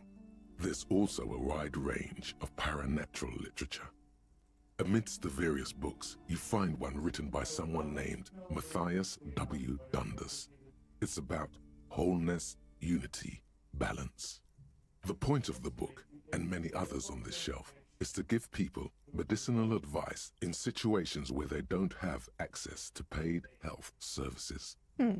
It serves platitudes, while also telling everyone that traditional medicine, the kind people don't have access to, and which costs more than this book, is garbage, and would only give you cancer anyway, without even curing your cold or anything. Okay. Wholeness, unity, balance, on the other hand, can basically take care of anything. Though it is important to note, when it's up to your mind to heal yourself, then it's because of your mind that you're ill in the first place. The book features chapters on topics such as how to find magnesium. It even lists plants you can harvest magnesium from. How to continue drinking if you're an alcoholic who has destroyed his liver. And there's even a chapter on the ancient Seraïs tradition of using duck gallbladder preservatives to treat and prevent sexually transmitted diseases. Pre and post factum apply. Nothing worth buying. This is just mundane garbage. What's even paranatural about this? The throbbing in your head increases with every passing moment you gaze at this shelf. Suddenly, as if out of nowhere, a small green book becomes apparent. The title of it reads, Medicinal Purposes of the Pearl. The book contains very little explanation on the matter. This knowledge seems to be taken for granted. The book contains descriptions of various pseudoscientific therapies, alternative medicines, and folk remedies involving the Pearl, also known as le territoire. For example, it recommends vigorously swatting one's naked body with a venik or hand broom, made from the leafy twigs of a young birch tree from the near Pale. It is supposedly invigorating and good for the circulation. It also recommends consuming distilled spirits like vodka or whiskey that have been aged in the Pale. Readers are instructed to cover these jars in a shallow hole just inside the Pale and leave them there for 30 to 60 days, depending on the potency desired. Among other benefits, it is alleged to restore a damaged liver to perfect health. Is it any more improbable than anything else that human beings put their faith in? For general health and well-being, readers are encouraged to take regular strolls through the Pale, though a sidebar cautions readers to limit each stroll to less than an hour. These strolls promise to cleanse the mind of worries and the body of toxins, especially if the perambulator performs this ritual in the nude. Nudity figures prominently in a number of these prescriptions. This is exactly what you need. There's an entire section devoted to cures for men who are struggling to perform their marital obligations. You close the book and return it to its place on the shelf. Huh.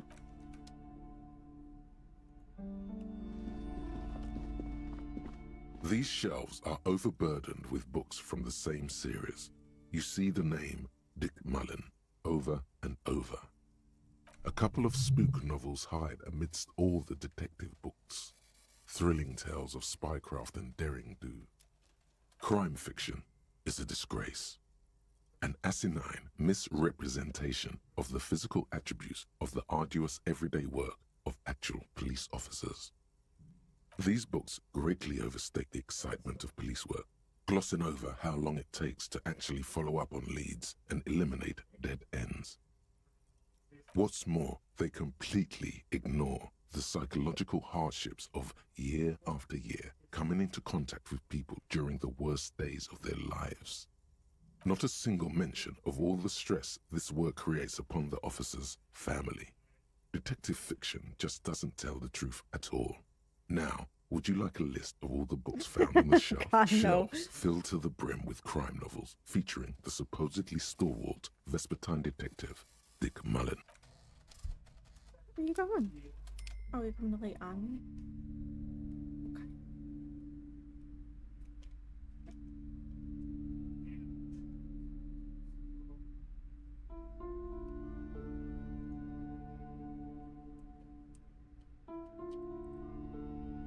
Yes. I was gonna tell you that without being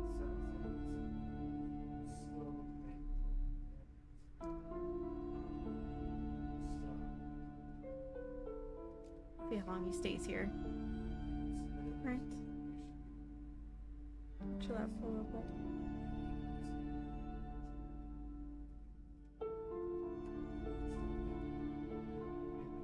Yeah, he's smush.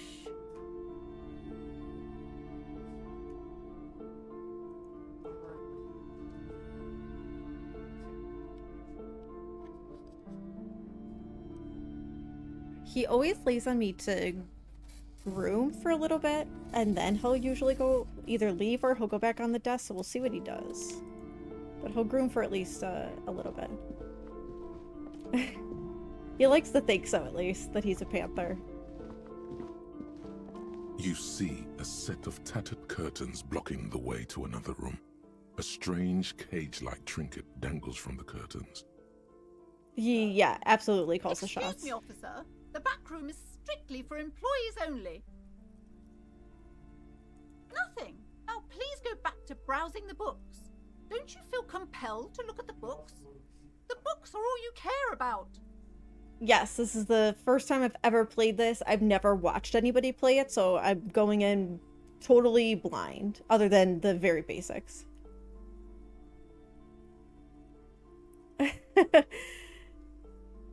I had it on mine for a while, but I wanted to change mine up a little bit, but I wanted him to keep it. She speaks almost as if she's trying to put a spell on you, urging you to buy more books. I think I changed it slightly, but only by like 1 point just to make it a little balanced. Oddly enough, the more she tries to draw you away from the curtains, the more alluring they become. Yeah. So I tried to do it a little balanced, but oh, you can't see behind my the top one is 3.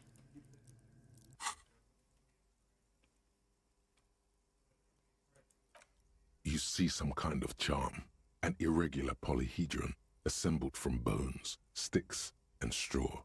Inside, a disturbing fish head with empty eye sockets stares at you. Yeah, I figured for the first playthrough, probably good to try and be balanced. This is a traditional Seminese ward, meant to provide protection against ill luck, bad dreams, curses, and other supernatural scourges. Inhabitants of Ile de Fantôme, the Seminine Islands down south. Aside from poking at it suspiciously, there is nothing else to do with the fish head charm at this time. The curtains remain shut before you. Just as you're about to pull apart the curtains, the petrified voice of the shop owner cries out once more. Sir, don't touch that. I told you it's off limits for the customers. It's closed around her pendant, her fingers nervously playing with the talisman. Parapsychologically speaking, we're done if you decide to open them. I won't be held responsible for the consequences. It's too dangerous. She looks away, mumbling. Why is everyone always messing with the curtains? Why can't they just buy books like normal people? No, it's just a storeroom for the employees, I told you. Now please step away from the curtains. She's almost begging. Why? It's not like anyone was killed there. Baffled by her own bluntness. I'm sorry, I don't mean to be so impolite. Just please don't go there. I can't allow that. You'll only make things worse and unleash the powers. You do? My God, even more reasons not to mess with the curtains. Just step away, dear sir. Huh. Thank you. Let's just talk about this first, all right? There's no reason for you to venture into the unknown. What are you, a coward? Think about the marvelous adventures waiting for us on the other side. There is something mysterious about the curtains. Be careful. The curtains, tattered with age and covered in dust, hang before you, as if taunting you. Interesting.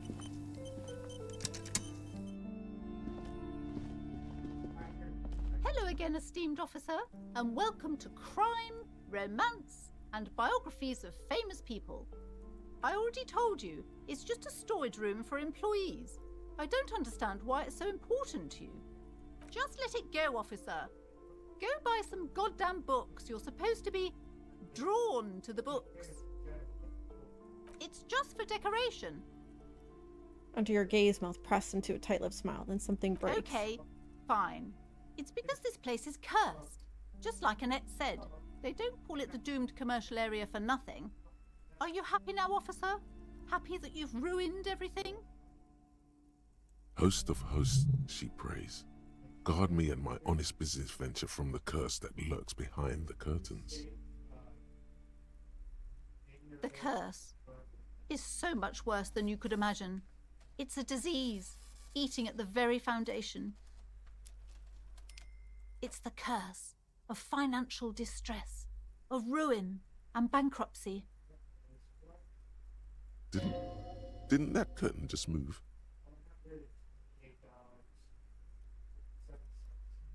Everyone knows that all the previous companies in this building have sooner or later declared bankruptcy, and their malicious spirits are still here, feeding off bad business practices and disappointing income statements. There's something wrong with this building, I can tell you. Ever since I arrived, I've sensed an eerie lingering presence, as if I was unwanted here. Sounds familiar. Truly so? Perhaps the dark energies are leeching off you. You shouldn't stay in the store too long. It may be dangerous. It's not good to talk about the curse, not in detail. The negativism, it's dangerous. Talking about the void wraiths angers them. Wow. Void raves. You have new words. Most certainly not. I don't want anyone who's not familiar with the psychic arts to get involved in this mess. Stay away. Leave the spirits be, so they can return to their slumber. Psychic arts? Sounds right down our alley. Gave smartness, parenting, advice. You're the master of psychic arts. Slither up to her, you silver-tongued fiend. Show her what world-class perfidy looks like. Are you sure? Don't think I haven't seen charlatans before. You're no paradetective. You look nothing like one. And you're clearly a drinker. Pardon me for being so blunt, but... Hey now, hey. You need the booze to focus, all right? The lieutenant keeps his usual stony calm. He silently picks out his notebook. Go ahead then, rock her world, he thinks. I'll compose some notes. How do you know all this? Here we go.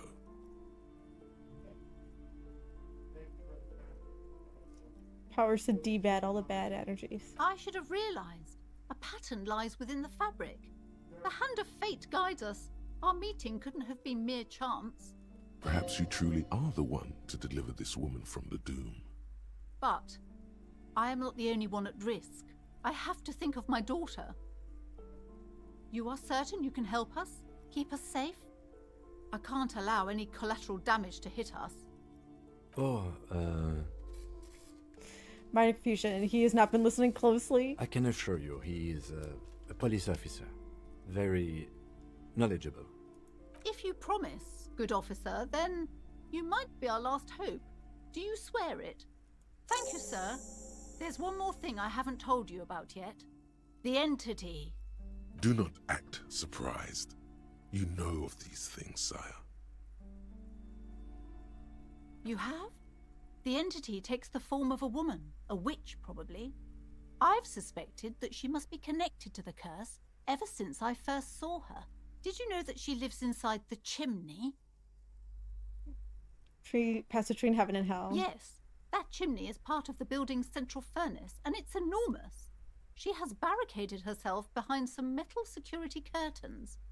God knows what she's doing there. Some unnatural magic, I assume. You should go find the entity and ask what happened to all the companies in the building. What is the source of this curse? Here's the key to the warded door behind the curtains. Take it. Oh, and please do return to me after you've looked round.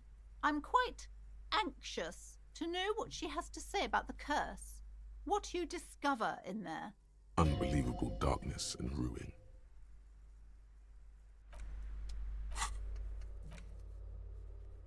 Okay.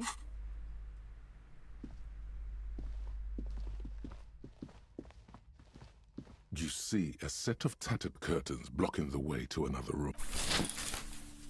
You see a dimly lit room full of dusty furniture and trash.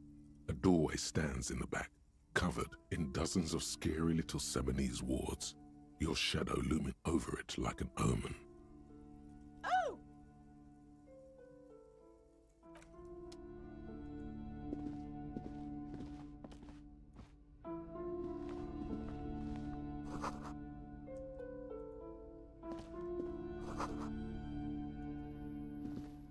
A heavy door with a missing handle stands before you, covered in dozens, if not hundreds, of Seminese trinkets and charms. It appears to be locked.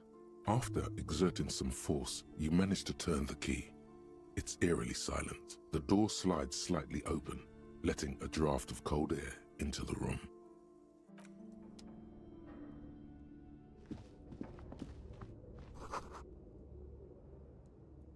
Okay.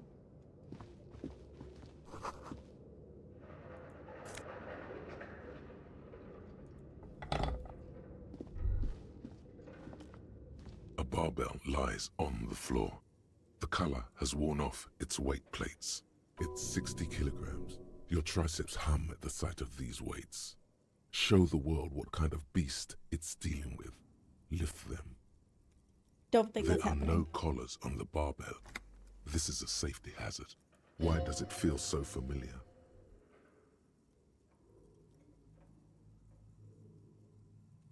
You're right. The weight may fall off. Better not touch it then. It would be a violation of EPIS safety regulations if the gym was still operating, but it isn't. No one's supposed to come here anymore. No, it's not that. It's the stale smell of rubber, the squeaky sound of sneakers, your bruised knee against the mat, and a whistle. Then the feeling is gone. It's just a memory from another life, when you were young and fit.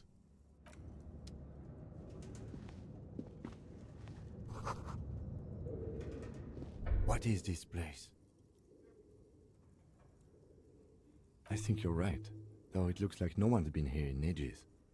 I doubt the electricity still works. We should find a flashlight if we want to go on. There should be one in my kinema. Some specks of dust shimmer in a faint beam of daylight falling from the window. Other than that, the room is dark. An eerie feeling rises in your chest. The lieutenant nods. Okay, so we have to go back to his car to get the flashlight.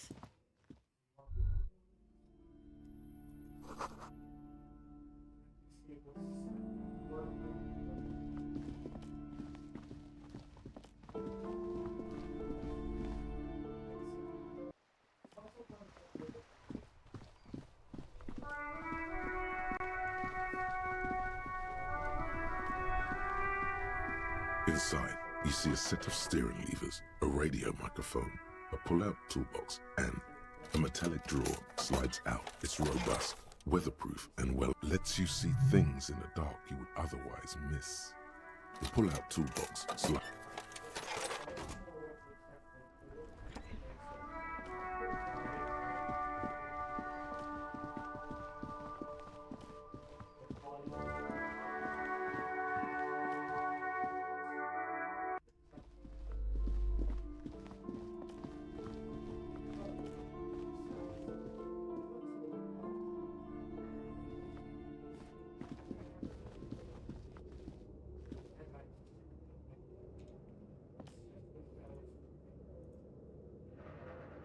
Now where you going?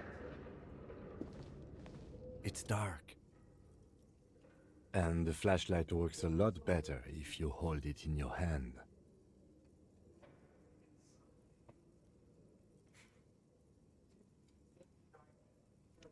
I can't really see you. The way he's laying, you're not going to be able to really see him. He's just going to be this big old mass.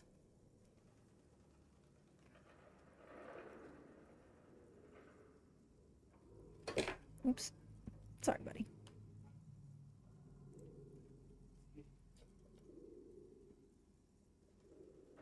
Right. Now let's get to it. Some areas are inaccessible without your flashlight. After you've acquired it, go to your inventory and equip it in a held slot to continue exploring.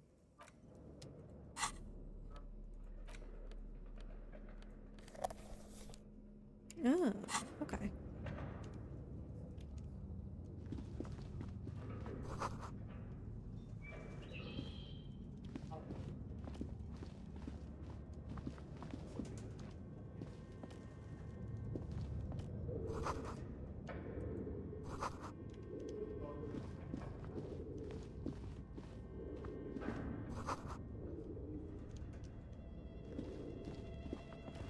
It's not creepy.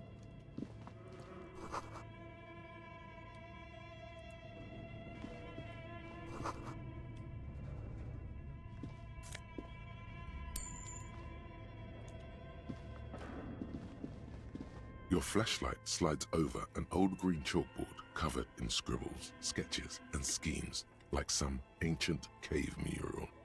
Some of the writing has faded with age, but you can still make out sections here and there.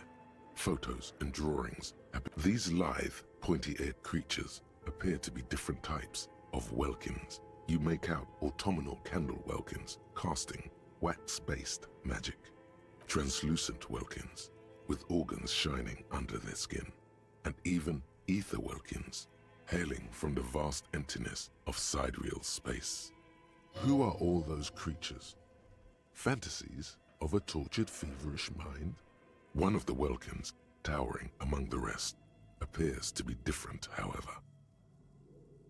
It's Vara Hamira, a high welkin, his face white and scarred like cracked marble. This is clearly a welkin supremacist.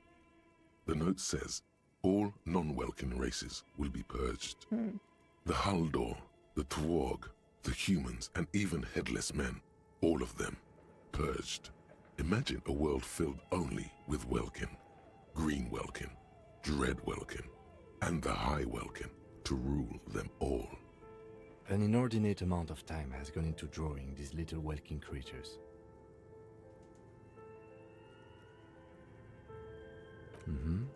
Political commentary. That one has a great beard too. Some people really like building a world, I think, even if it's just for a game. This looks like concept art for a project. It's not really real. Just look at those details. So much effort. And for what? All gone. The photo collage depicts barren, icy landscapes wrapped in perpetual night. You see permafrost and glacial landforms, dead trees grown in under the snow. Entire oceans have been frozen from shore to shore. There are pictures of settlements on dried up riverbeds, abandoned in a storm. Animal corpses in the dark, carcasses and bones. You see primitive oil rigs built into glaciers, boreal dvorg, yurts under the snow, great mammoth-like beasts of burden. Albeit dark and cold, this vision also feels cozy in its own way, like eggnog or morphine, a much-needed respite from our own world. A pinned postcard reads, "The heat death scenario, a desperate fight for geothermal energy engulfs the world as Wirral becomes untethered from its sun, drifting through the universe." This is a monthly calendar from the year 50. Cryptic words like sprint, daily minimi, and GPI span the marker-drawn grid, the grand scheme of production and money. It looks a bit like an academic calendar, only much more brutal. Minimi stands for a mini-meeting. It's part of a bigger framework for managing work called RUN. Station 41 tried to implement it a few years ago, but failed. As time goes on, the numbers in the boxes grow rarer and rarer. The board becomes an empty snowfield in the final days. Only failure and regret dwell in this region. Looks like they didn't make it. A note in the bottom left corner of the chalkboard says, "See the prod schedule filament for details." The handwriting is only partly legible, but you can still make out 3 slogans: Call in, Tune out, Wirral Untethered, and Heat Death of the Universe. The full text reads, "Heat Death of the Universe is the new black." Another note says, "The biggest advancement in role-playing systems since the 30s.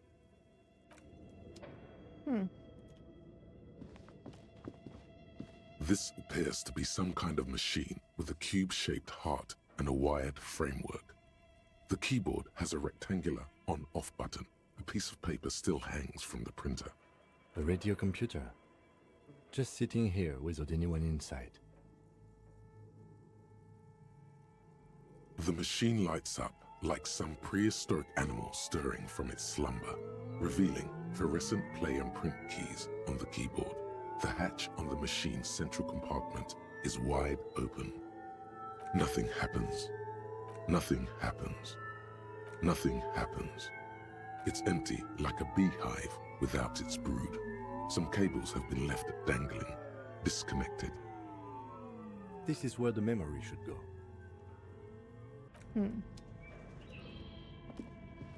This old fireplace is covered in lines drawn in blue and red marker, the mesh spreading over the stone like blood vessels on alabaster skin. It looks ghostly and strangely ancient. The whole thing resembles Kadran mosaic tiles. Very pedantic.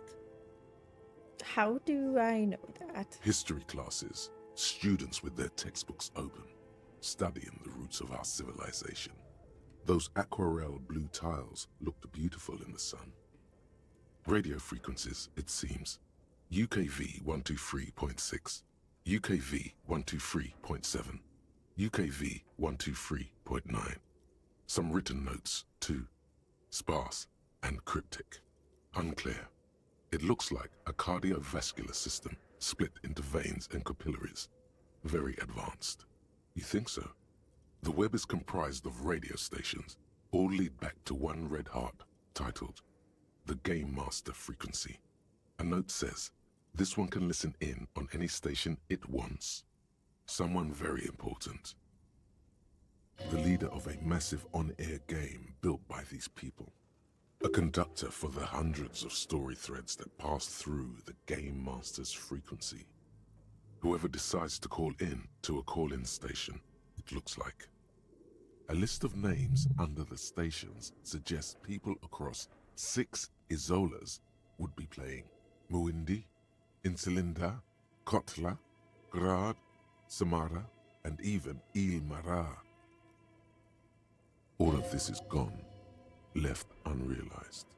There's no way a little basement studio working here could pull anything like this off. My God. It's as if the less money they had, the more ambitious their project became. Why do you say that? The schedule. I know doom when I see it. The company was running out of funding. Nothing. It's just lines on marble. An echo from times long gone. No one has used the fireplace in ages.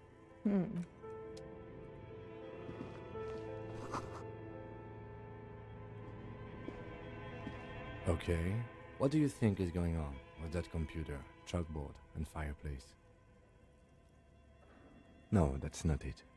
I think Steepling his hand. it looks like one of those popular pen and paper role-playing games. Only these people were trying to automate it, make it work on radio computers.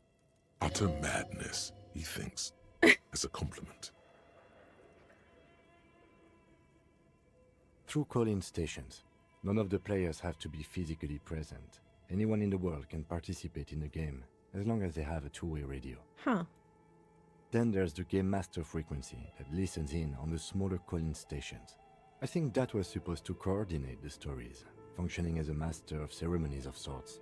His fascination has swept aside other concerns for the moment. He's a little hooked. Not to my knowledge.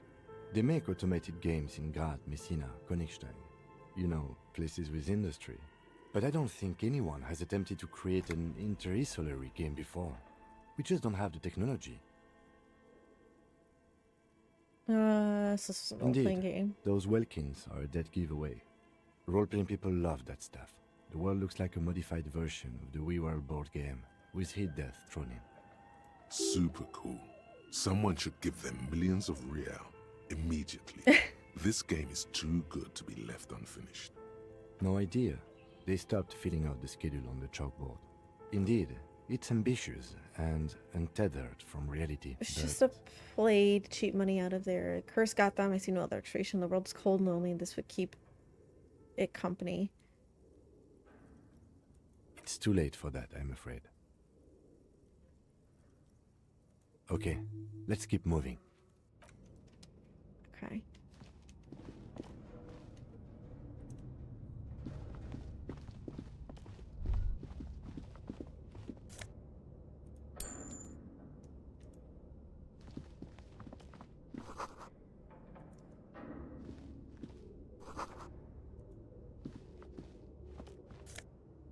What's this?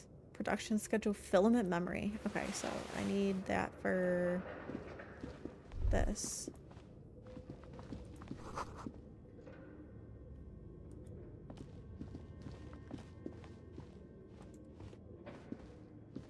tiles on the cube are like a smooth draw. The filament slides into place. On the keyboard, the play key starts blinking. A bar of fabric right above the keyboard starts producing a soft hum. The sound of static seeps through the machine's planar magnetic driver. Have you stirred the ghost of the doomed commercial area from its rest? Could this be its dismembered heart beginning to flutter?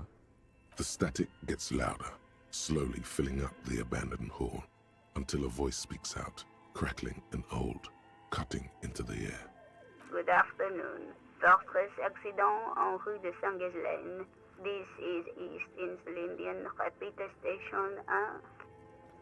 Please repeat. Is this the production schedule? The filament you have inserted into the reader. Yes. Is that the production schedule? Good. Please repeat the password. No. No. A hint system is not part of the protocol for repeater stations. Received. I will register this login attempt. Don't worry. Passwords have a way of turning up sooner or later. Fortress accident. Is there anything else I can do for you today?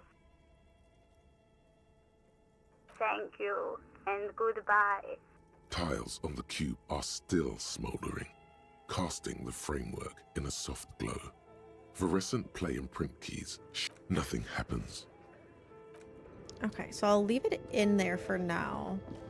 Clearly have to find where this password might be. It's a big old scary bear.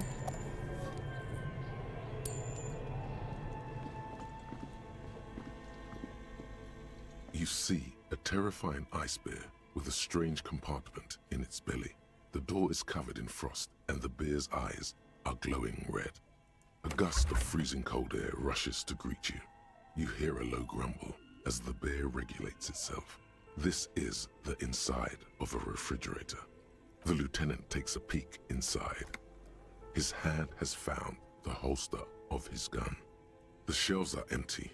All you see are crumpled ice cream wrappers with the brand name, Revachol Ice City.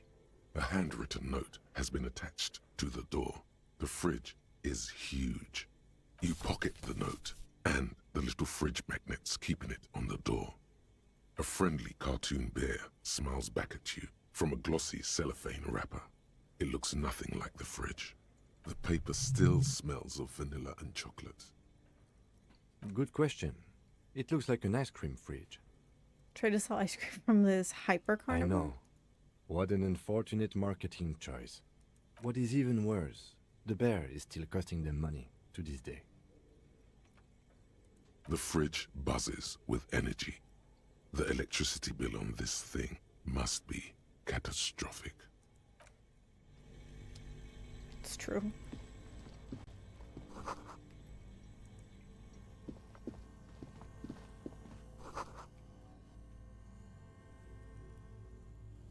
There's a hidden doorway?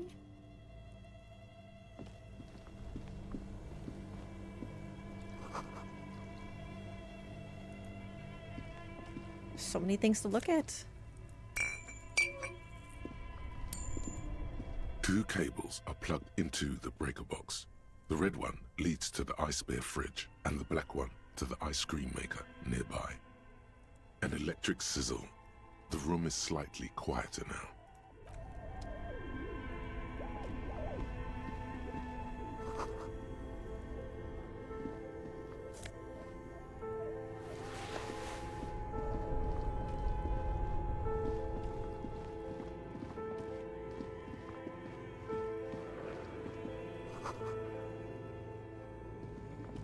A thick layer of coal dust covers the furnace, coloring it pitch black. Looks like this furnace has a face, and it's a face of agony. With your foot, smear your hands with coal. Look inside It's the dark furnace. and grimy here.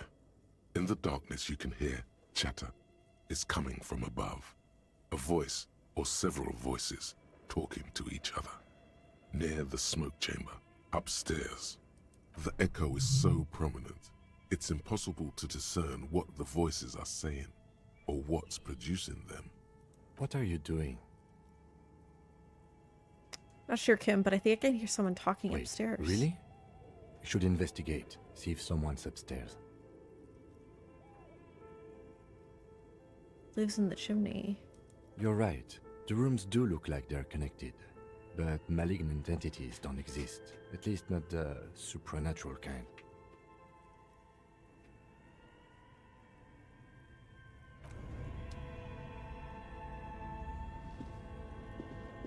So, somewhere back over here.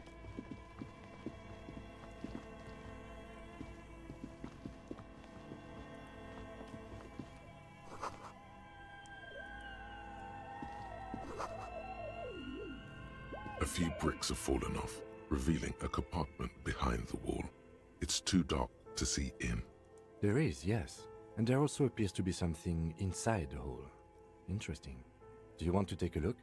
Your hand reaches deep into darkness and spiderwebs. Rummaging around, you find rusty rifles hidden away. Are these any good?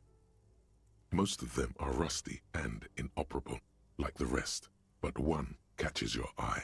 A bolt-action model with a fine wood stock, in better cosmetic order than the others.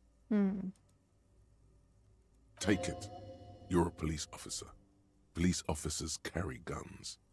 That's a rare sight. Seems to no longer be functional, but still a beautiful thing in its own way. It means there are firearms, albeit inoperable, still lying around in Martinez. It's an interesting coincidence, I would say. Might come in useful in the future. He likes this find. Seems like an old bunker from the revolutionary period. Look at all those rifles. Must be an old weapons cache. Cache. Okay. This is what bullets.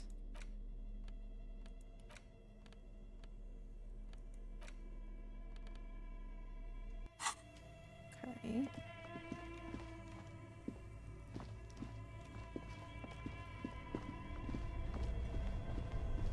Here now, I think. Oh, that leads us right back out here.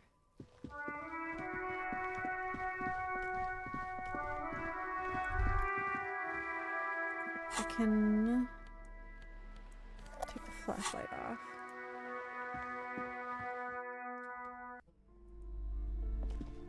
You're alive and well. Don't keep me waiting now. What's in there? In that dark sarcophagus? Yes, yes. How was it? Failed business enterprise, leeching life energy from this bookstore. Honestly, a dump. Nothing to see there. Just heaps of garbage. I knew it. Oh, such horrors that have been thrust upon us. But what else did you find? Did anything survive? No, of course not. Have you located the entity? You don't have anything of substance to tell her until you found that entity of hers. Okay.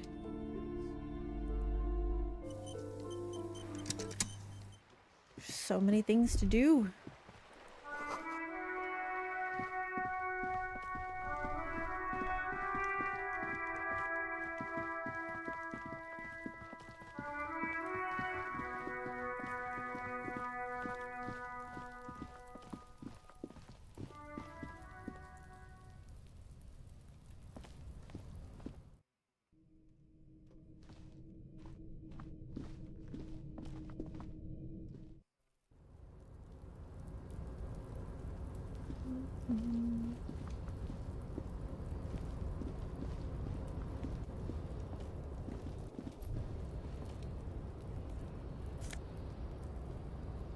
Postcard. Okay.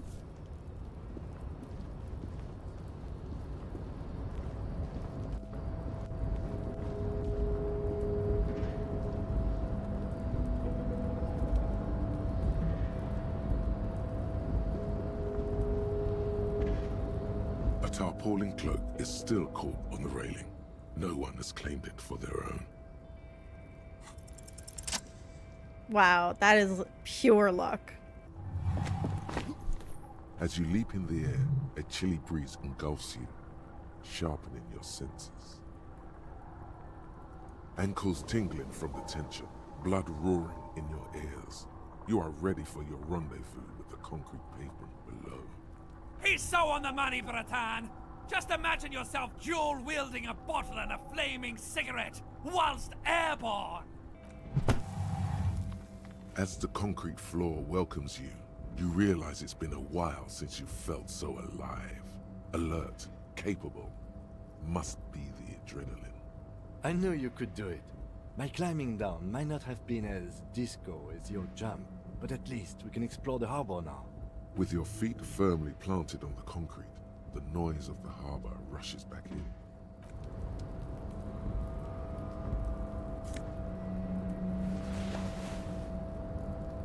Troll cloak.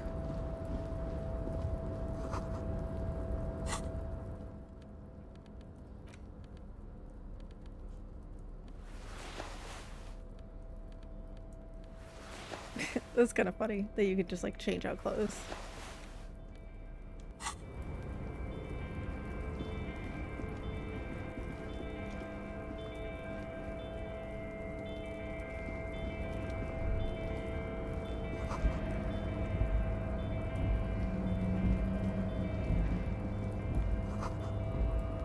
It's on the cover.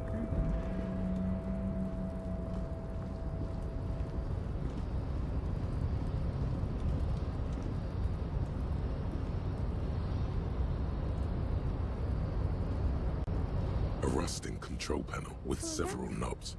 Two buttons marked Marsh and Arrête are faded with use. It seems to control the large crane above. A container is attached to its hook block. Come back. Come here, baby. No? Came back down? Okay. Just doing a little stretch. Marsh. On. Arrête. Off. With a loud grind, the crane shifts overhead, moving a massive metal container through the air. Hmm.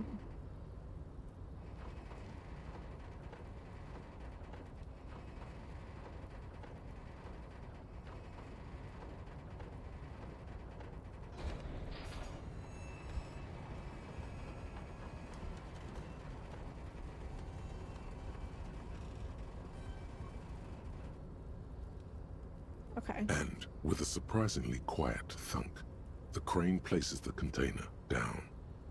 The harbor sleeps as the strike rages in the distance. The crane can rest again, now that its purpose has been fulfilled. The rusty control panel grows warm to the touch, then grows cold. It is finished. A faint smell of burning rubber reaches your nostrils.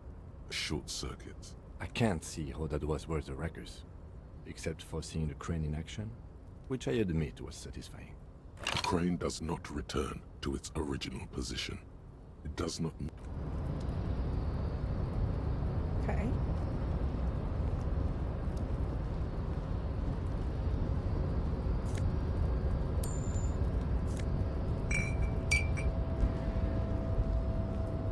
Before you stands a cargo container.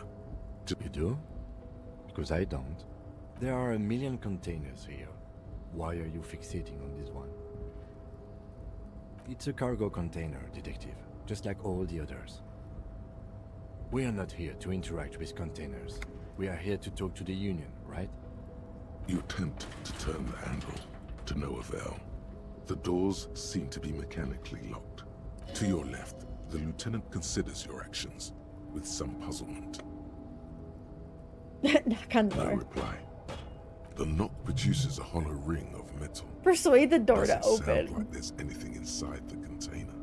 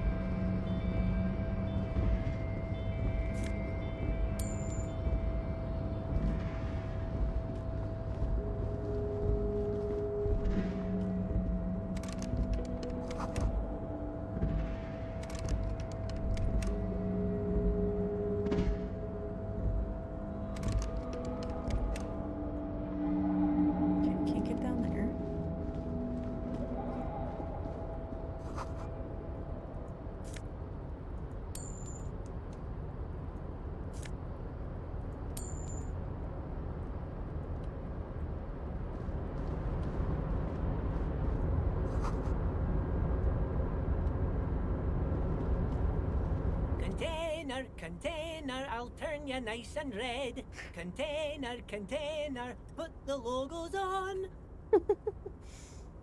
The lyrics to this container song are being made up as he goes along. The accent is so thick, it's impossible not to notice he's Ubi, from the vanishing peninsula of Ubisund on Muindi. Container, container, used to be Wild Pines. Container, container, now belongs to Everard. Everard, Everard, Everard, he looks after everyone. Huh? Well, hey there. How can I help you, mister? The look in his deep blue eyes is as sincere as you've ever seen. Kind of makes you feel like an arsehole for no apparent reason. I see you are not a union man, mister. Did you get lost? You're not one of them scabs, are you? I mean, I don't personally mind. Folks is just folks, you know, and folks gotta eat. Just some of the other guys don't look too kindly on the scabbing kind, if you know what I mean, mister. Oh, that one. That should be empty as far as I know. Lots of containers here have nothing in them. They're just waiting to be loaded up. Told you. Oh yes, born and raised in Irish, mister. Mum had to leave my dad after he got a bit violent. Took us here to the new world. I was about 10 then, too old to lose my accent then. People say us Ubis are up to all sorts of trouble with sheep and other animals and whatnot. I just want you to know there was never any of that where I come from. No sir, those are just nasty rumors. Thank you for clarifying that, sir. Oh, most of the guys are down at the gates, keeping the scabs from coming in. We're on a strike. The whole union is. You don't have to work when you're on strike. Ha! We haven't worked for 2 months now. So no one is working? Not everyone is down there, of course. Mr. Everard is in his office, where he always is. And Jean-Luc is guarding the gate. But Titus and his boys got into some drunken trouble and Everard sent them on a nice vacation. For a week or so. Oh, I'm not really supposed to talk about that. That's union business. Him and his boys stirred up something in town. Probably drank too much and got into a fight or something. I heard Mr. Everett telling them to take some time off. I guess the boys got a bit too rowdy and had to let out some steam. I don't really know the details. That's just how boys are, you know. I haven't been in a fight since I was in middle school. Easy, Leo. Let's keep this on the hearties. Yeah, what kind of fight did they get into? Too late. Leo's mouth is still moving, and the words are spewing forth. Words, words, and look, even more words. This guy could go on till the end of days. Now he's talking about some drunk sawmill owner who... No, he already switched to a prized fishing rod he apparently owned at some point. You know what? Just cut in there with your... Oh, you want Mr. Everett then? He's an awfully nice fellow, he is. Him and his brother are both nice fellows. They've lived their entire lives in this here neighborhood. Guys like Mr. Everett and Mr. Edgar, his brother, are real good guys. Made Martinez what it is today. Mr. Everett and Mr. Edgar and I went to the same school we did when we were boys. Oh, Mr. Everett is where he always is. In his office, of course. Bye-bye now. Adorable.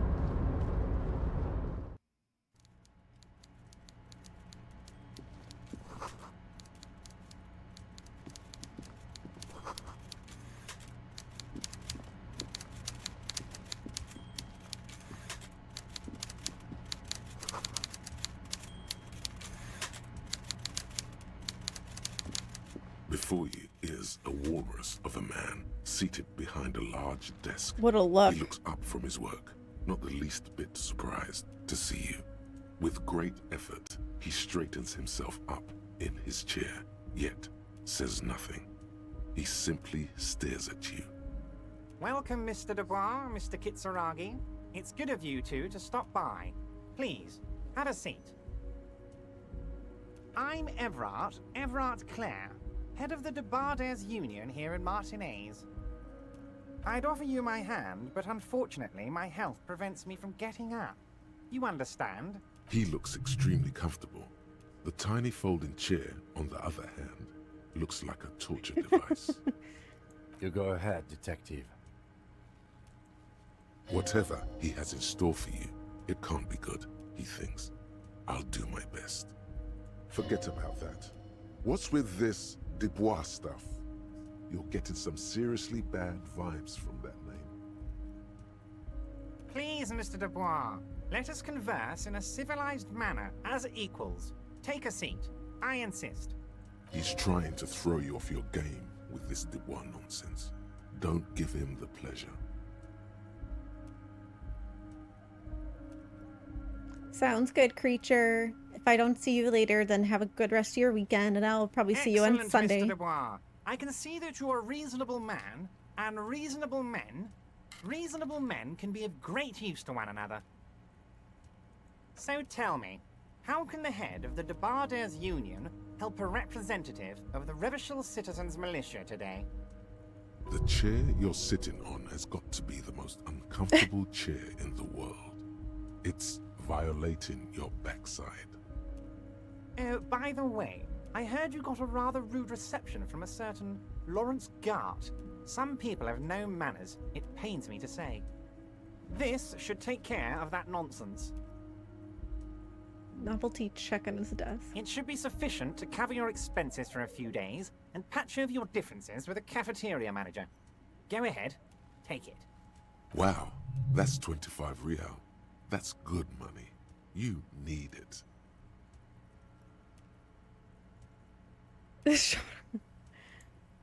Yes, I know Lawrence. He's a real character. No union man in him. A real piece of work, that boy is. With a grin, he points to the checker game. It's like you're on a game show. At least don't thank him for it. Is there anything you'd like to say to me? Or... No.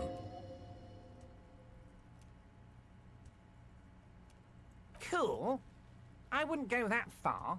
I'm sure there are cooler things than delivering a comically oversized novelty check to a cafeteria manager. But, sure, if that's what's cool nowadays. Now, I'd like to set your mind at ease about one other matter. Your lost gun. Let me assure you, Union people are on it as we speak. I've got my best hounds looking for that lost gun. How does he know all of this about me? His slug-like lips move, but all you hear is an echo. Lost gun, lost gun, lost gun. The world is swallowed by a black hole of fear. Only 2 words escape its gravitational pull. Lost and gun. I know everything, Harry. Right now, I know that you're worried. Don't be worried. Everything's going to be all right. It's not like you left it loaded. You didn't lose a loaded gun. Local children aren't out there playing with it right now, pointing it into their own mouths. It's in a safe place. I just know it. I have a feeling everything's going to be all right. Officer, we will deal with this later. We don't need Mr. Clare's help with this. I wouldn't be so sure about that. +1 didn't say thanks for it. -1 took the novelty check. -2, the chair is killing you. God, you're sweating. Your knee is jerking. You're about to cry, aren't you? You're about to cry because you lost your gun and those children are gonna shoot themselves with it. Mr. Dubois, you don't look so good. What is this Mr. Dubois he keeps repeating? What is he trying to pull here? You need to cool the fuck down. Chill. Mr. Dubois! Mr. Dubois! Harry! Mr. Dubois, are you okay? Can I get you a glass of water or something? Are you having some kind of medical emergency? Maybe you could use your hands somehow, in a kind of throw-in motion, like you're throwing that Mr. Dubois act right back at him. He's Mr. Dubois. What an odd demonstration of... you got me, Harry. I don't even know what. As entertaining as it was, I'm afraid we're wasting our time, and I'm an extremely busy man, as I'm sure you are too. Okay, enough. We are here to ask you some questions pertaining to a murder investigation. Quick, here's your window. Get yourself together and ask him questions. Police officer questions. It is about time to stop embarrassing yourself. Questions will help you regain some of your lost dignity. Oh, of course. That's your main thing here. That's why you're in Martinez. I know everything that goes on around here, and I would love to discuss it with you. I mean, it's no secret that the lynching is connected to the strike. So much to talk about. Honestly, it's been weighing on me so heavily. I understand you need to interview me, but there's a thing that's been keeping me up at night. I want to talk about the hanging. I mean, if we could just calmly talk, exchange information, we could blow this thing wide open. Yes, that sounds good. Let's do that. But I can't think straight with this thing weighing on me. You're police officers, aren't you? I have a crazy idea. You guys are basically door-opening machines, incredibly talented at opening doors. I'm not sure I understand. If you're asking us to break down someone's door, it's not going to happen. Come now. I just need you to go open a little door for me and leave it unlocked. A simple thing. Absolutely nothing shady about it. Oh, yeah, I'm sure. The stars aligned into a cosmic frown here. He has your fate decided. Bide your time, however, and let the stars continue their course, and that frown shall turn into a smile. Only if you play along. Harry, my dear friend, I am what people call a local bigwig. I know everything that goes on in Martinez. Harry, I'm a very busy man, and more importantly, I don't have that extraordinary physique you do. You look like you could run around all day. You want to send someone a message that the police are working for you. I repeat, I'm a very, very busy man, Mr. Kitsuragi, and therefore I must occasionally enlist outside help. So what will it be, Harry? Oh, no one's. It's just a weasel. A weasel lives there. Nothing Yeah, I'm for you sure. to worry about. Of course, Harry, I understand. But if that's the case, I don't think we'll ever find your gun. Even worse, we won't be able to speak like equals about the murder. Perhaps this was just bad timing for you. Know that you can always come back to me. I really hope you do. For your sake, my sake, and for your gun's sake too. Yes, we both understand what you meant. This may be the only way, he thinks. I won't hold it against you. In fact, we probably should reconsider later. Of course. Let us dispatch with the formalities. You call me Everard, I call you Harry. My God, so it's true. I didn't want to believe it, but you are a fantastic science fiction amnesiac cop, aren't you? What are the odds of that? I think the odds of that are very low. So good to hear that, Harry. Apparently my sources were wrong. However, if you did have a spot of memory trouble, I could help you out. With my big fat folder. Words flow like a river of honey from his lips. It's just a brown folder. You can't make out what's written on it. Are you trying to tell me you've gotten hold of some of our documents? Mr. Kitsuragi, would you mind? Me and Harry are talking about his lost identity right now. Don't just jump to the folder. That's not smart. Shows you're on the edge. Do some probing first. Everard's large hands are covering the folder, but the look on his face says, I know everything about you, Harry. Oh, Harry. Oh, wow. This is really something. I'm sure it's not that bad. At worst, he has an old RCM folder, and I very much doubt even that. So how about it, Harry? You need assistance, I presume? Ah, this? My friends in your organization gave it to me, Harry. I find that very suspicious. May I have a look? I'm afraid this is meant for Union eyes only, Mr. Kitsuragi. I'm sure you understand. Please continue, Harry. It's Harry. Harry Dubois. Mm-hmm. No, I'm really not. You are Harry. Don't be silly, Harry. Harry Dubois, that's a real man's name. A Union man's. Mr. Kitsuragi doesn't seem even slightly empathetic to your memory loss, Harry. I, however, wish to help you any way I can. But of course, Harry, your precinct is the 41st and you live in Jamrock. You're a Jamrock boy.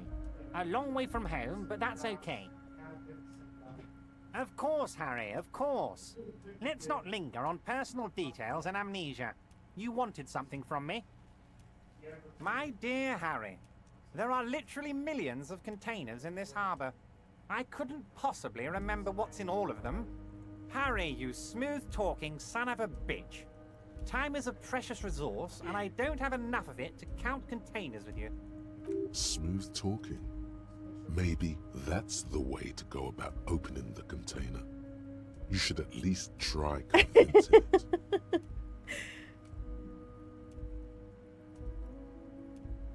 Harry, honestly, I'm just relieved you didn't get a hernia. A man your age...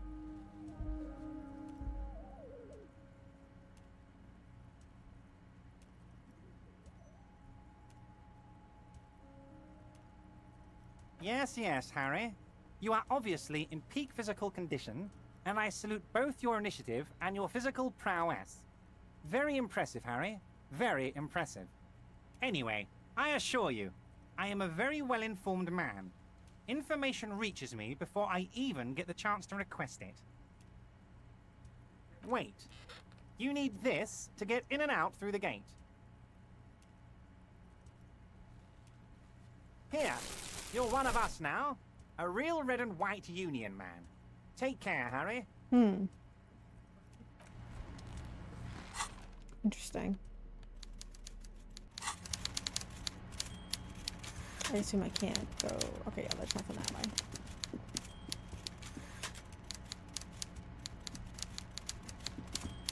Oh, I have to go that way. I thought this was a door.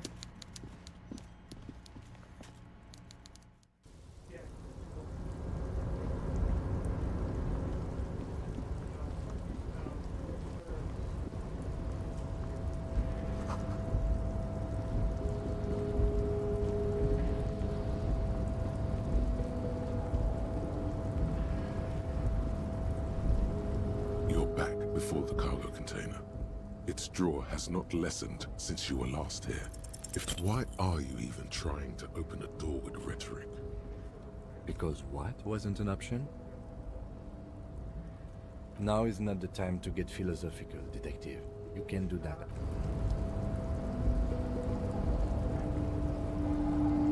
Okay. See what else.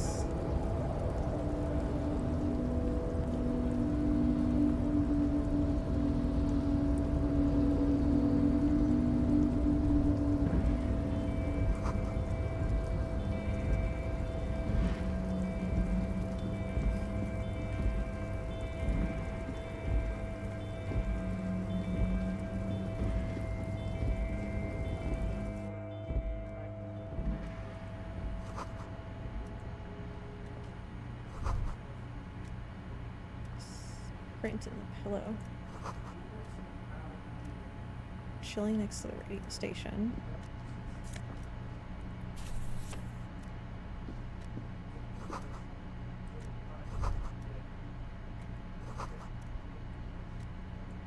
Sentient.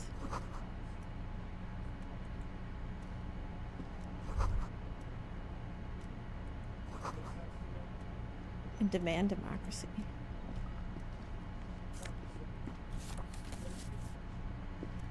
On second glance, someone has forgotten to properly close one of the drawers. It's unfortunate for the Union to just leave their paperwork lying around like this.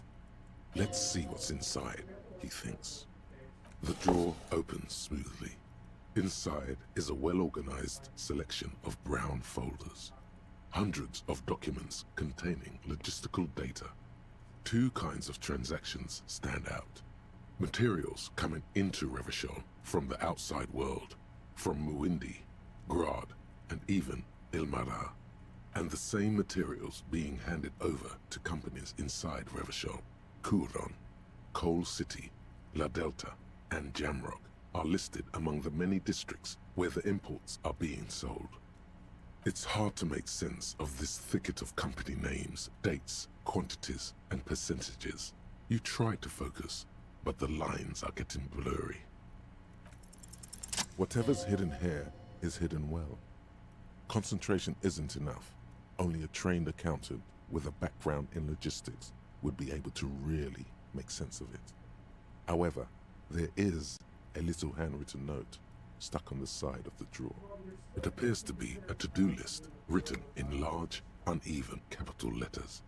Remember, Leo, Everart's shoes, special whirling borscht, water Everart's plants, sweep office floor, more banners. All items on the list have been crossed out, and the note itself is crumpled. One of his aides must have left it. Nothing incriminating here. What is so special about this borscht? Code for drugs? Booze? Blood? Remember, Leo, all items on the list have been crossed out, and the note itself is crumpled. The drawer slides shut.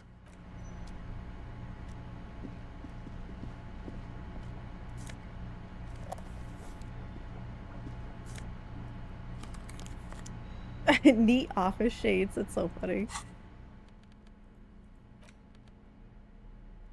Oh, I didn't realize that the clothes like do stuff.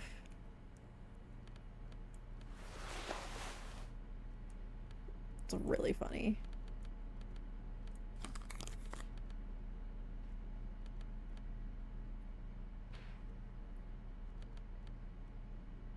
Shivers.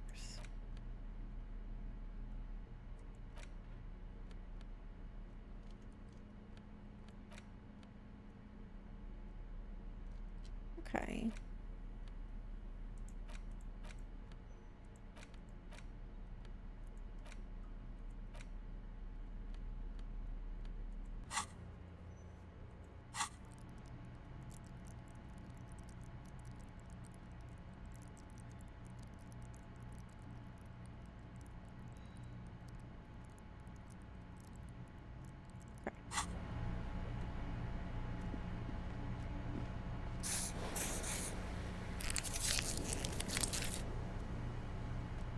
Oh, okay.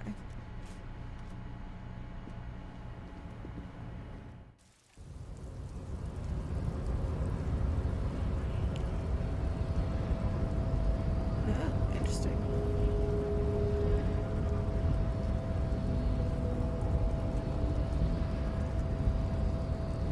Nobody betrays your degeneracy.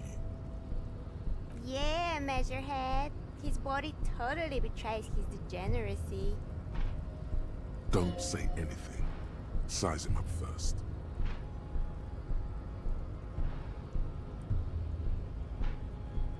Are you admiring my morphophysiology? He let you look. It must be frightening to stand in the shadow of this racial pinnacle. Be calm, Sandwich.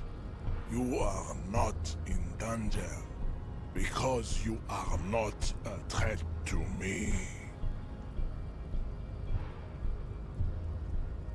That is precisely the negligence that has led you to succumb to Al-Ghul.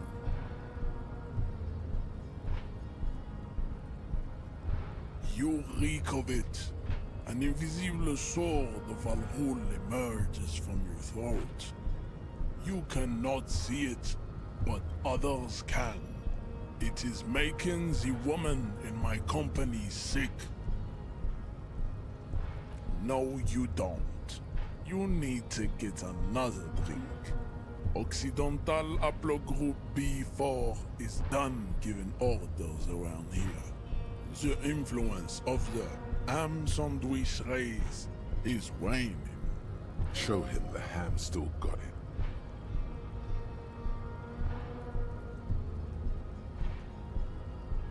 Begging for help.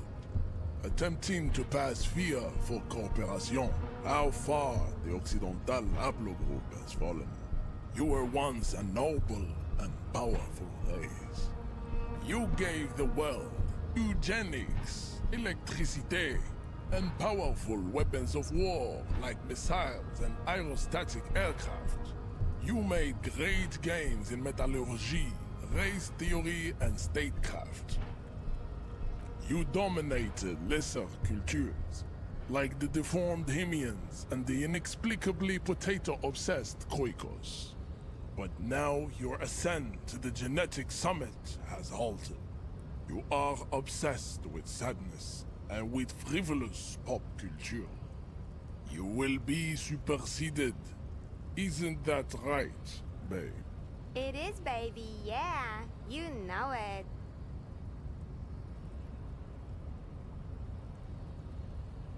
Enough with this begging. You should leave the stage of history with dignity by inviting the other races to a great world war. Bring your troops to the Seminine Islands and to Boogie Street and we will pulverize you. When you are gone, we will build a museum for you. The walls will be lined with bottles of Al Ghul, your beloved beverage. Inside, we will store the odes to homosexuality you call art, and your microcephalic skulls. Ask what kind of races there are first. Classification is core to this stuff. Do you? What thing? We already got in the harbor. You just want to hear about races, don't you? You are obviously a liberal, Sayolite. A polyculturalist. I can see it from your love of microtechnology and your sartorial choices. Do not deny your friend the truth you have denied yourself. There are 3 categories of race. Type A, the heroic races. Type B, the servile races. And the vile CF race cauldron of pederasty. Which one do you need education on? Type B are the unheroic races, amorphous non-competitors of the great race. The Khoikos and the Vacholier, they are mud-colored people. The Khoikos of Grad, Yugo, Zhimsk, Shest et al. Are what you would call white, officer, in a suspect description. Yes, to an untrained eye, the Khoiko appear white and pinkish, like a ham sandwich. But look into their eyes and you will see. They are of an indistinct color, and so is their skin. Unhealthy, muddy, and ashen. Pinkness is a racial quality that has to be earned through centuries of advanced ballistic warfare and cultural domination that the Grad people have undergone for drinking Al Ghul and smoking the degenerate tobacco herb, and for eating potato. The Khoiko, the countless micronationalities of Grad, are all inexplicably obsessed with potat. The only thing they like more is dividing into microscopic ethnostates, like political amoeba. The Revacholians, halfway between Type A and the racial cauldron. Too mixed to know right from wrong. You tried your degenerate little revolution, which was the single greatest failure committed by humans in our 82,000-year history on this planet. Is it 82,000 years that we've been recording history? You have very little idea of what is happening, but that seems a little off. Go away, stupid political thoughts.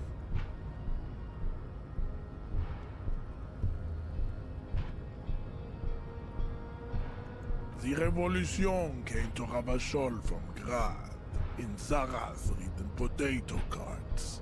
It is literally an illness, a prion disease that leaves the parietal and frontal lobe ridden with holes.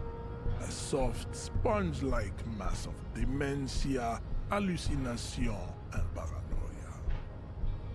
The revolution is fatal familial insomnia. A hereditary prion condition passed from the Khoico to the Occidentals. But not sexually.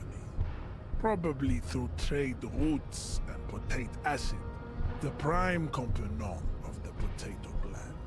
I can tell you right now, I'm not retaining any of this info. None of this information is being retained right now. Enough of Tibet mediocrity. Those are the Simonese, the Areopagite, and the Occidentals, excluding the Maun, of course. The Maun are riddled with eczema to the point where they find it impossible to smile. They are all lactose intolerant, a common result of inbreeding.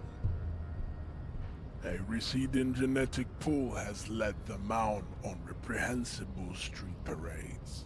In Maun cities like Stadskanal and Vredefort, wearing wooden clogs on their feet, and the Vespertines and Messenians of Vesper and Messina, the ancient Meteorans of Meteo by the golden Pisantic Sea, the Suren of Sur-la-Clé, and even the North Königsteiners, all have type A race propensities. The other large Mondial civilization, the Mesk, are too yellow and oleaginous to count as a heroic race. True, they are violent and expansionist, but they have a glandular problem. Overproduction of sebum. Sebum is leaking into their brains, making them listen to El Mariachi music and eat toxic minced meat-based food, which in turn only produces more sebum. As proven by the Maun and the Mesk, Occidental type A is in retrograde. The Simonese and the Areopagites are on the ascent. The Areopagites are sleek, long-headed. The Simonese are powerful, mesomorphic. The former is an immutable progenitor, unchanged since the Super Isola of Pericarnassus. Ancient brains rest in their slender skulls. The latter is perfected and adapting. Together they form the Simeno-Areopagite, or Simeopagite super race. That is all. There are no more type A races in the world. Nature was not capable of more. Types CF are a museum of failed chimeric experiments and tragic maladaptations. They are tortured creatures waiting to be put to sleep. Your morbid interest in them worries me. Lesser races like the Mosquito, a grotesque mixture of a Mesk woman and a Simonese man. Only possible if the mother is Mesk and the father Simonese. The other way around, they fail to produce offspring. The Mosquito is born sterile, like a donkey. All they have left is to ride customized motor carriages with hydraulic suspension, listening to aggressive El Mariachi music to vent their impotent despair. Then there is the Simino Koiki Chimera. Are you sure you wish to know of the Simino Koiki Chimera? The Khoico, as you know, are very servile, especially when they meet the rich man. racial scientists have toyed with the idea of crossing the Simonese with the Koiko to produce a super worker of Simonese strength and great servility. This will never happen. The Simonese and the Koiko may have similar interbreeding problems as the mosquito. We will never know precisely. No Simonese man could maintain an erection in the suffocating potato stench of a Koiko woman or Koika. Obviously, this is a lot of comments on like racial stuff. But enough. It is cruel to entertain ourselves. You understand nothing. To solve the great race enigma, you have to first ask yourself, what is the race enigma? You have not even worded the mystery, let alone solved it. You need to internalize what you have heard here today, then return to me. This clarity does not come instantly. I cannot possibly imagine what else we have to discuss. Racists are generally not very good examples of their race. Welcome to Revachol. You hear him yell at a redhead woman visiting the fritter nearby. I am not like them. I am craniometric perfection. I have taken the trouble to permanently draw a phrenologic grid on my skull and features. This should dispel any doubt. Your silence betrays your inferiority. You do not have a reply. You should enter a deep race slumber. Perhaps in 4,000 years, there is need for a servile homunculus. Don't be vulgar. White or not has got little to do with this. The race enigma... There must be some friction there. He's keeping it well hidden, however. Mr. Clare is a man of vision and means. He has the will to confront International Capital, which is something your race naivistic communists never did. Also, to serve is noble. It takes discipline. Your petulant individualism has only contributed to your race failure. It is lax and moronic.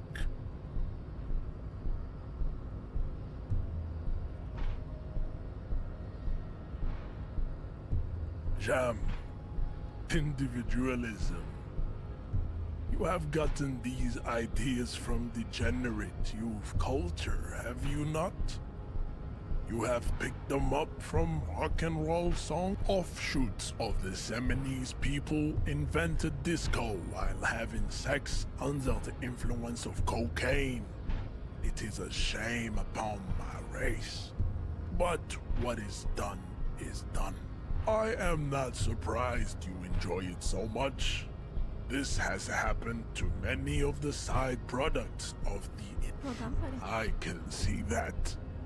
The Simonese, we are the future. I am a descendant. The Narrows, no. I have heard about it on the radio. Yeah. For like another minute once I get out of this dialogue, then I can save it. And no, it is not just... You have heard enough about our phylogenetic secrets. This guy I'm not retaining as much. But... You have extinction to come to terms. Okay. Let's save the game.